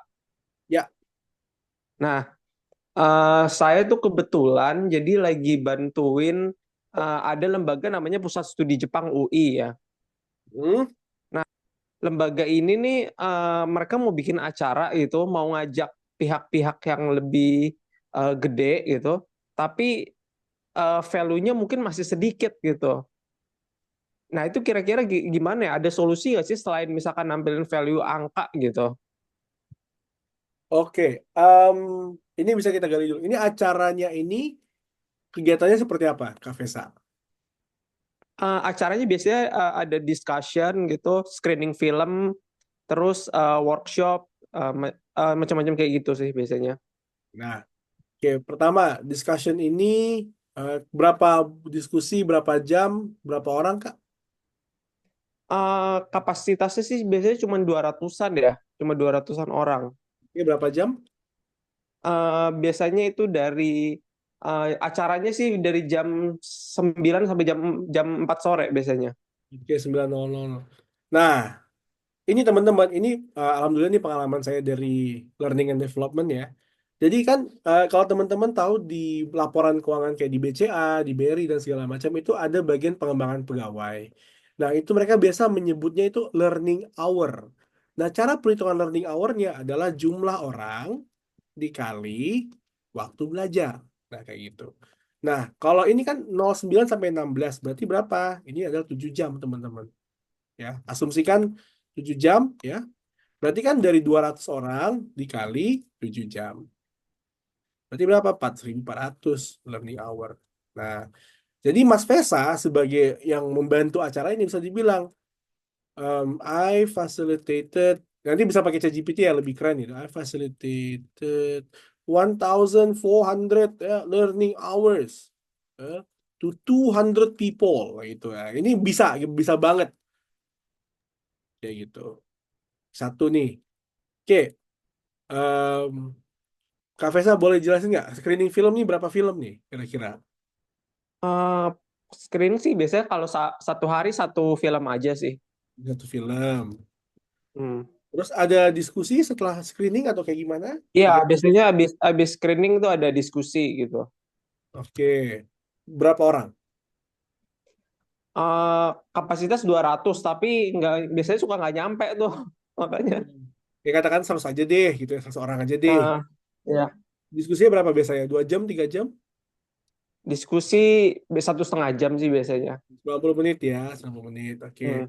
Nah, screening film ini ngebahas apa biasanya? Dia ada pesan apa yang disampaikan nggak? Antropologi. Uh, Biasanya dari mungkin filmnya ada unsur sejarah, ada budaya apa gitu. Jadi itu yang dibahas biasanya. Nah, ini bisa bisa bisa dibikin kayak gini ya. I conducted. eh, ini bahasa jargon korporat ya, teman-teman ya. Conducted Oh. a apa ya? Specific niche dedicated discussion. Nanti bisa pakai ChatGPT lebih lebih jargon lagi about um, Japanese historical culture ya to 100 people with an accumulated learning hours of 9,000 minutes. Ya ini bisa dikonvert ke begini sih. Jadi ya, kayak gini. Nah, workshop Mas, kira-kira apa nih? Ngebahas apa Nah, aja? kalau yang workshop ini baru mau pertama kali nih. Nice. Nah, jadi baru mau pertama kali, jadi bingung juga yang dijual apa ya. Maksudnya karena baru mau mulai gitu. Oke, rencananya ntar isinya apa tuh? Rencananya, jadi kita lagi mau ngedeketin sebenarnya AKG Entertainment. Jadi dia itu yang megang card game Pokemon di Indonesia. Oke. Nah, Oke. kita mau bikin workshop Pokemon sebenarnya, workshop card game Pokemon. Oh, nice. Oke. Pokemon. Ini udah jadi PKS-nya. Apa ini decknya ya? Ya, Mas PKS udah resmi kerjasama. Belum, baru baru baru pendekatan aja sih baru. Baru pendekatan. Oke, nice. Nah, ini bahasa corporate jargonnya adalah spearheaded, ya kan? A new collaboration with AKG Entertainment to workshop regarding Pokemon kayak gitu. Nah, kayak gini. Nah, ini adalah 3 kalimat yang teman-teman bisa langsung buka ChatGPT Hmm. kayak gini. Karena memang apa namanya corporate jargon, corporate lingo itu sebenarnya adalah men-sugarcoating sebuah pekerjaan yang biasa aja kayak gitu. Dan Oh, dan ya. itu yang harus kita pakai teman-teman. Karena memang bahasanya seperti itu emang dilihat sama orang-orang gitu ya. Eh, nah ini please rewrite this with for CV purposes.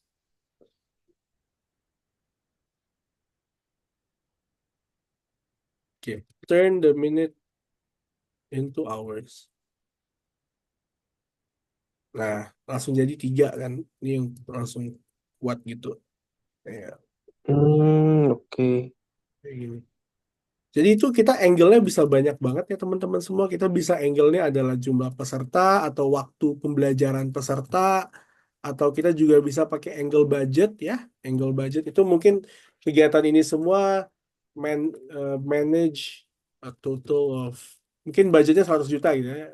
RP 100 juta, 100 million budget gitu ya. Terus mungkin Kak Vesa ngurus tim ada 7 orang atau 8 orang, 10 orang, lead a team of 10. Gitu. Isinya apa aja? Misalnya ada event organizing, social media team, terus legal drafter kalau misalnya butuh PKS dan seterusnya gitu. Nah, jadi ini langsung kelihatan banget ya, apa namanya, em, posisinya gitu. Di right. Nah, trik berikutnya adalah pada saat udah keluar nih angka-angkanya sama ininya, kan ada satu nih yang belum ada angkanya ya, si AKG. Ini yang Ah, yang tidak ada angkanya taruh paling bawah kayak gitu. Karena oh. karena kebiasaan para orang yang ngebaca adalah oh ada angka ini, ada angka ini. Oh it's good, udah kayak oke it's good, good, very good kayak gitu. Oke. Iya. Oh ya, Kenapa? Oh, ya, maaf. Kak Edo, kalau misalkan ini di apa namanya dibahasakan untuk nantinya dimasukin ke pitch deck gitu bisa ya sebenarnya ya. Misalkan untuk dipakai oleh lembaganya gitu. Misalkan Bisa, untuk pendekatan lagi bisa ya berarti. bisa. Ini biasa banget kalau pendidikan-pendidikan ini, kalau untuk dunia korporat tuh biasa banget dia bilangnya BCA Learning. Kita lihat ya. In 20. Nah ini. Biasa itu adalah sustainability report ya. Ini selalu dibikin sama bank-bank besar ya. Karena bank-bank besar itu punya kewajiban. Jadi kalau teman-teman buka ya, POJK, Peraturan Otoritas Otoritas Jasa Keuangan gitu, POJK, perusahaan perbankan itu harus mengeluarkan 3,5% budget dari total gaji seluruh pegawai untuk pengembangan manusia. Itulah kenapa kalau misalnya bank-bank itu banyak banget trainingnya, banyak banget pelatihannya, punya kerjasama sama kampus. Ya karena mereka memang dipaksa sama negara untuk mengeluarkan 3,5% budget dari total gaji untuk pengembangan manusia kayak gitu. Jadi mereka tuh memang selalu sasaran empuk para konsultan-konsultan atau para eh, trainer fasilitator gitu ya. Nah, kita bisa lihat aja di sini ya, learning hours.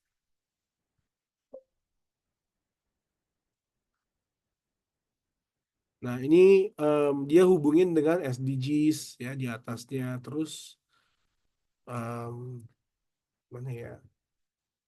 Tadi waktu di Google nggak ada deh. Nih, training hour dia sebutnya ya, training hours. Nah, ini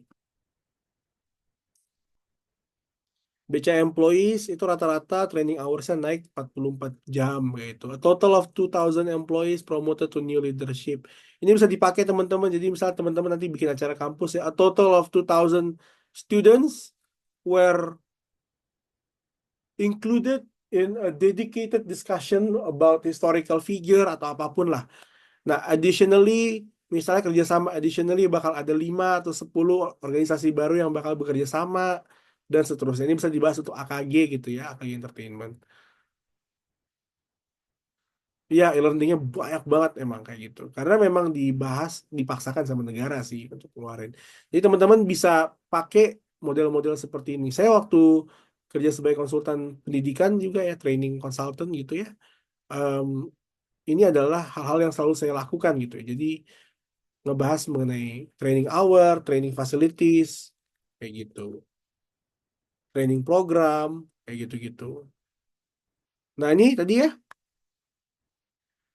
Kak Nila sama Kak Faisal juga bisa kan kerjasama kan. Misalnya bekerja sama dengan 10 organisasi di luar. Berarti misalnya Kak Nila sama Kak Faisal bisa tulis facilitated 10 external organization under its guidance. Misalnya under UI atau under campus guidance to undergo bla bla bla.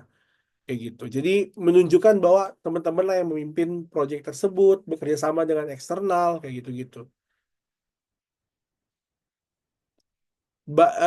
bahasa corporate jargon, untuk cepet banget belajar corporate jargon sebenarnya membaca laporan keuangan. Karena laporan keuangan itu memang selalu dibikin sedemikian rupa sehingga perusahaannya seakan-akan bagus gitu, walaupun sebenarnya jelek.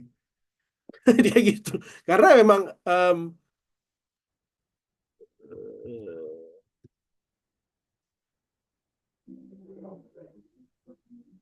pendiri JD.com marah direktur gak becus cuma jago PowerPoint doang. Ya karena memang pada saat kita bikin laporan keuangan atau bikin management report, kita selalu memoles kalimat-kalimatnya supaya itu indah.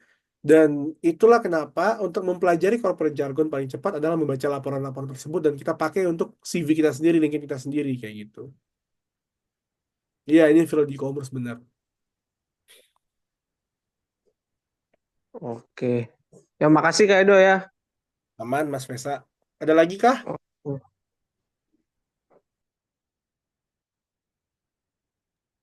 Oke, ada lagi kakak pertanyaan atau ada yang mau LinkedIn-nya direview langsung? Boleh. Kak Ocin, Kak Tama, Kak Zafira mungkin?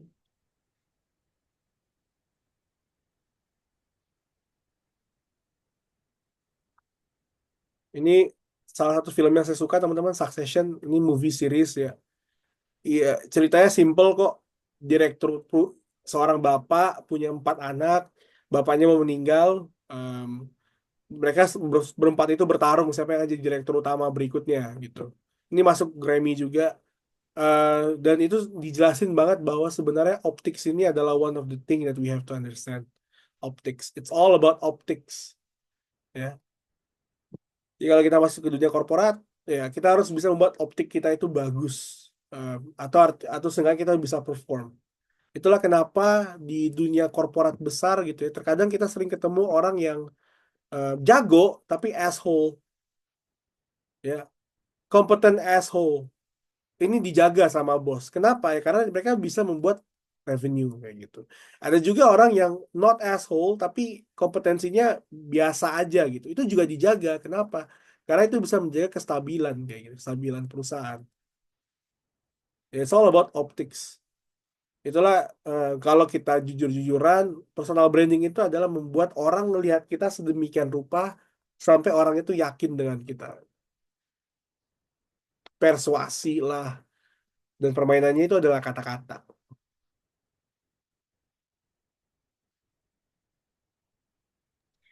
Kak Edo, aku jadi mau tanya deh. Aman. Sebenarnya tuh apa ya, kayak profil kita di LinkedIn itu tuh sebenarnya bisa disamain persis kayak di CV, atau mungkin di LinkedIn itu lebih ke summary, lebih summary-nya lagi, dan di CV itu yang lebih detailnya gitu, Kak. Kadang itu masih bingung soalnya selama ini aku masih menyamakan sih apa yang ada di LinkedIn dengan CV, cuman kadang tuh ada ya kalau misal apply kerja tertentu, upload CV sendiri, terus kan kayak mereka lebih ke minta summary apa sih yang dilakukan sebelumnya, tapi kok ngerasanya itu kayaknya bukan seharusnya bener-bener poin per poin yang eh, keseluruhan numbers tadi yang ada di CV gitu ya. Jadi agak bingung sih baiknya kayak gimana. Oke.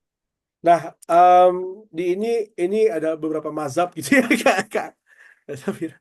Nah, kalau di saya gitu ya, em, LinkedIn pribadi saya adalah warung Madura. Saya ngelihatnya seperti itu. Jadi adalah sebuah toko yang aktif 24 jam, ya kan, setiap hari sampai kiamat gitu. Eh, per hari, jadi saya semua semua baik itu kegagalan, keberhasilan, pencapaian segala macam, semua dari profesionalitas saya taruh di sini. Semua taruh di LinkedIn kayak gitu. Jadi CV adalah summary dari LinkedIn kayak gitu. Nah, itulah kenapa pada saat saya lamar pekerjaan misalnya di job portal seperti Jobstreet ya, JobsDB, eh Glints dan seterusnya itu semua pakai CV. Ya, jadi itu cuma sebatas informasi saya aja karena semuanya itu dari LinkedIn. Semua warung besarnya itu di LinkedIn, CV itu summary, job portal lainnya itu adalah summary. Itu yang saya lakukan, teman-teman. Kayak gini. Jadi sorry. Jadi ini semua adalah summary. Kayak gitu. Warung Maduranya adalah LinkedIn. Ini selalu aktif di setiap saat. Kenapa begitu? Karena em, kebiasaan HRD sekarang adalah pada saat mereka mendapatkan lamaran kerja itu kan sebenarnya mereka ada software namanya HRIS kan, Human Resources Information System. Jadi HRIS ini adalah sistem yang memfilter otomatis CV-CV yang dilamar. Jadi kalau misalnya ada 1.000 CV yang melamar ke sebuah posisi, HRIS-nya filter, maka HRD cuma akan menerima 10 rekomendasi. Jadi HRIS-nya bakal bilang dari 1.000 yang daftar nih, 10 nih yang rekomen. Nah, biasanya HRD pada saat dia dapat 10 rekomen ini, dia akan buka LinkedIn, dicek-cek dulu, masuk akal apa enggak, bohong apa enggak, kayak gitu, apa mutualnya. Dan itulah yang saya manfaatin gitu. Jadi saya ngebawa orang-orang untuk cek LinkedIn saya aja gitu, silakan. Baru setelah itu, kalau misalnya dipanggil interview, baru saya jelasin CV-nya, pengalamannya yang udah spesifik, kayak gitu. Nah, kalau misalnya, ini ada mazhab lain ya, ini mazhab satu ya, mazhab saya gitu ya, ada mazhab B. Nah, mazhab B itu, em, mazhab B itu dia CV adalah akar, LinkedIn adalah batang gitu. Jadi semua informasi hebat-hebatnya itu taruh di CV, jadi LinkedIn-nya adalah batangnya seperti itu. Em, jadi semua job street ya, Glints dan seterusnya itu adalah LinkedIn-nya, adalah mengikuti LinkedIn, semua pakai LinkedIn kayak gitu. Nah, silakan mau pilih yang mana, bebas seenaknya saja, tapi pakemin gitu. Kalau misalnya mau pakai mazhab A, ya sudah, berarti LinkedIn-nya dipakemin, bener-bener dipakemin gitu. Kalau mau pakai B, maka CV-nya dipakemin. Nah, satu lagi kenapa saya suka pakai mazhab A ini, LinkedIn-nya ini, karena LinkedIn ini kan sebenarnya sosmed ya. Jadi kalau misalnya saya posting dan postingnya viral, rame, orang tuh bakal cek profil saya di LinkedIn kayak gitu. Itu lebih kuat ketimbang kalau CV disebar-sebar. Misalnya kita posting dan segala macam, nggak serta-merta orang yang bakal lihat posting kita itu bakal cek CV kita, nggak. Tapi mereka udah pasti cek LinkedIn kita, kayak gitu. Nih,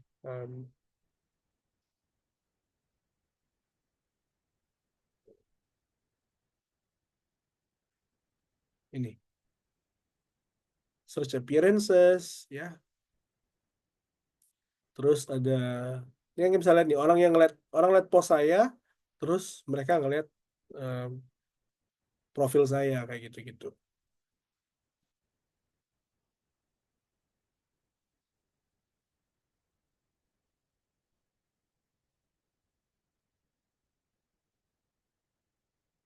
Ini turun nih. Saya posting nggak terlalu konsisten juga soalnya turun ke bawah.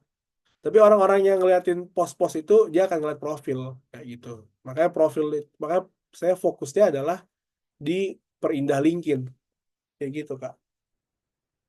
Bebas mau yang mana? Kebebasan masing-masing. Oke, oke, makasih Kak. Cuman emang ngerasain sih, maksudnya dengan lebih nebar ke LinkedIn tuh beberapa kali sih emang kayak di reach out sama HR atau apa, meskipun padahal pas itu juga lagi nggak open to work gitu ya.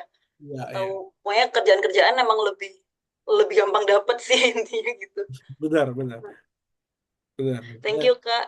iya. Recruiter juga semua di LinkedIn kan. Jadi ya itulah kenapa saya mazhabnya A ya LinkedIn ya karena itu. Pertanyaan lagi kak teman-teman? Gak apa-apa silahkan loh, saya seneng banget dia ngajak ngobrol.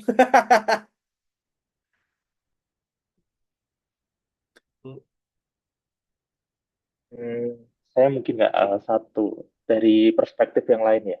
Hmm. Gimana cara kita membedakan kalau misalnya apa yang ditulis di LinkedIn itu betulan kerjaan dia atau dia cuma membual gitu. Kalau kita lihat LinkedIn kan emang appealing banget ya kata-katanya terus target-target pencapaiannya gitu. Gimana kita mengklarifikasi itu gitu. Oke. Em, ini bisa, oke, Lincoln Swindler lah ya, saya tulisnya ya, gitu ya. Nah, kalau kita bisa ngeliat dari pekerjaannya, Kak, kalau misalnya software engineer, mungkin kita bisa lihat dari GitHub code-nya. Dia aktif nggak di GitHub, ya kan? Apa pencapaiannya di GitHub? Biasa kan software engineer itu selalu ada, cenderung ada portofolio yang bisa kita lihat gitu kan.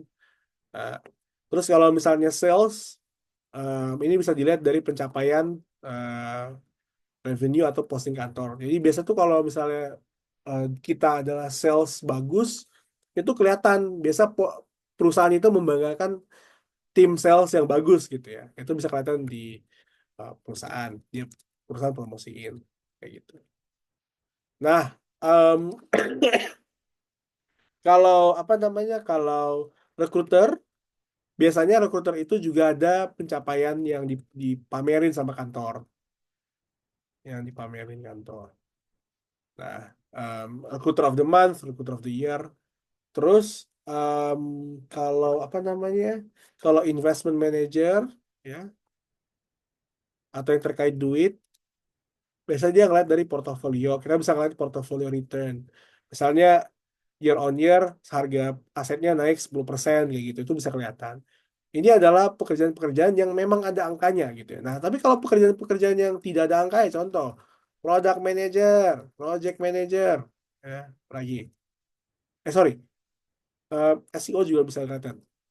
Ini SEO bisa dilihat dari SEMrush. Kalau misalnya teman-teman di dunia SEO tahu pasti SEMrush ini bisa ngeliat ranking gitu ya. Jadi kita bisa ngeliatin performa orang sebagai SEO kayak gitu. Nah, kalau misalnya nggak kelihatan seperti produk, project, HR, operation, lagi ya, BA, BD, DA, ini ya, biz analis, biz dev, ya, data analis. Ini adalah pekerjaan-pekerjaan dalam kurung supporting ya. Jadi dia nggak kelihatan gitu. Nah, jujur adalah PR yang susah untuk recruiter, bos-bos, employer untuk memilih apakah itu orangnya benar apa enggak. Makanya biasanya cara paling aman adalah probation, teman-teman. Probation 3 bulan. Kayak gitu. Probation 3 bulan. Kalau 3 bulannya oke, baru dia diangkat jadi karyawan. Iya, betul. Ada apa namanya case study gitu ya. Kan sayangnya, saya juga adalah orang-orang yang di sini. Saya itu adalah HR gini-gini ya. Jadi itu selalu ada tes-tesnya. Saya tuh taruh juga, bentar ya.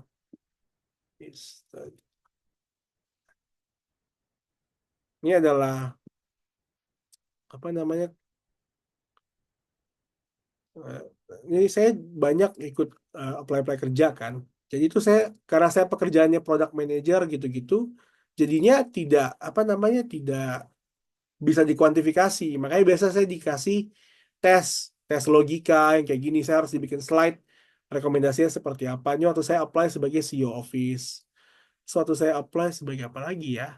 Ah, oh ini waktu saya di Telkom, saya saya diminta untuk bikin case study BNSP kayak gini. Ini saya bikin juga kayak gitu.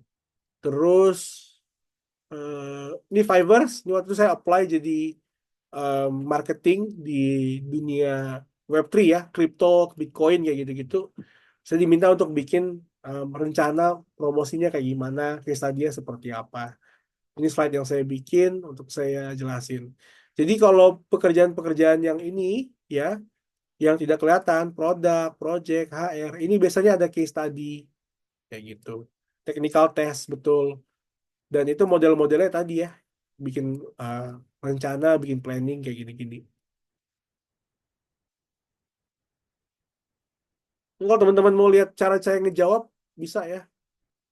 Saya share aja, santai.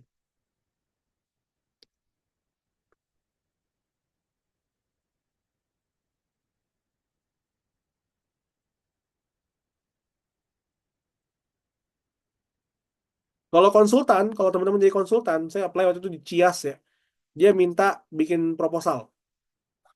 Proposal yang saya bikin. sama harganya, terus jamnya segala macam. Kira-kira kenapa sih bikin jamnya segini, harganya segitu kayak gitu. Masa saya pernah jadi di rekamin deh. Case study. Nah, saya diminta bikin proposal cyber security awareness workshop training. Harganya berapa, biayanya gimana kayak gitu-gitu. Oke, kayak gitu Mas Andi. Oke, ya agak sedikit bingung sih terkait dengan yang poin dua. Apalagi kalau misalnya kita hire konsultan gitu ya, kan kita nggak mungkin ngasih mereka test case. Paling dari portofolionya berarti ya. Iya benar, kayak gitu. Makanya cara paling aman sebenarnya kasih probation 3 bulan. Tapi ya jatuhnya perusahaan harus ngebayar gaji 3 bulan kayak gitu. Iya, iya. Ini juga kenapa kalau teman-teman sadarin ya, orang-orang yang di dunia ini, yang di atas, ini dikit loh ngebacot di LinkedIn. Dikit banget. Tapi kalau teman-teman buka nih ya, yang product manager, apa segala macam, ini sering banget kan ngebacot di LinkedIn kan.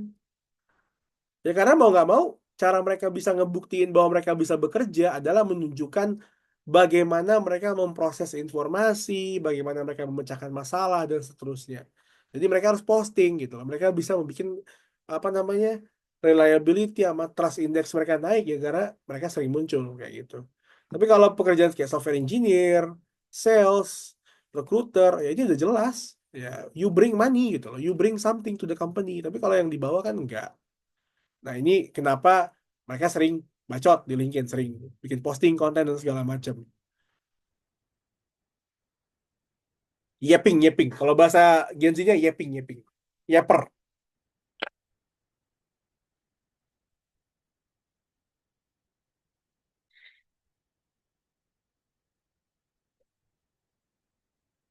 Oke, teman-teman yang lain, apa ada yang mau ditanyakan lagi?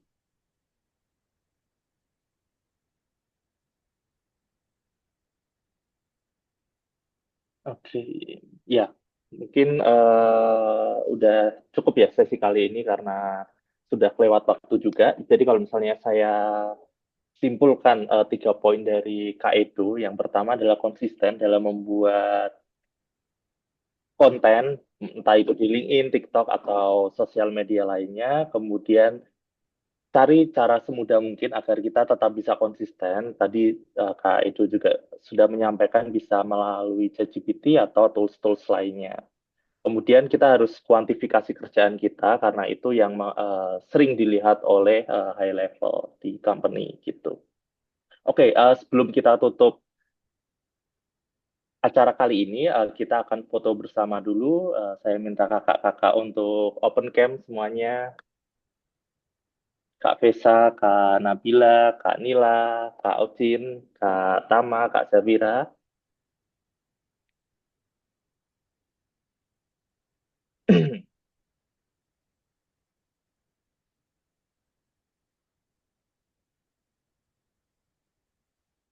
Oke, kita screenshot ya. Satu, dua, tiga. Oke, lagi Kak Nabila, Kak Ocin, Kak Tama, boleh open cam-nya? Oke, cakep.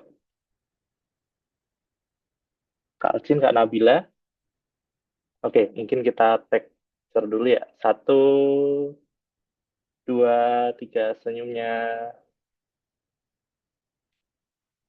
Oke, ya, kita sudah sampai di penghujung acara, teman-teman. Terima kasih Kak Edo atas materi yang telah diberikan, sangat menginspirasi dan tentunya sangat bermanfaat ya untuk kita semua.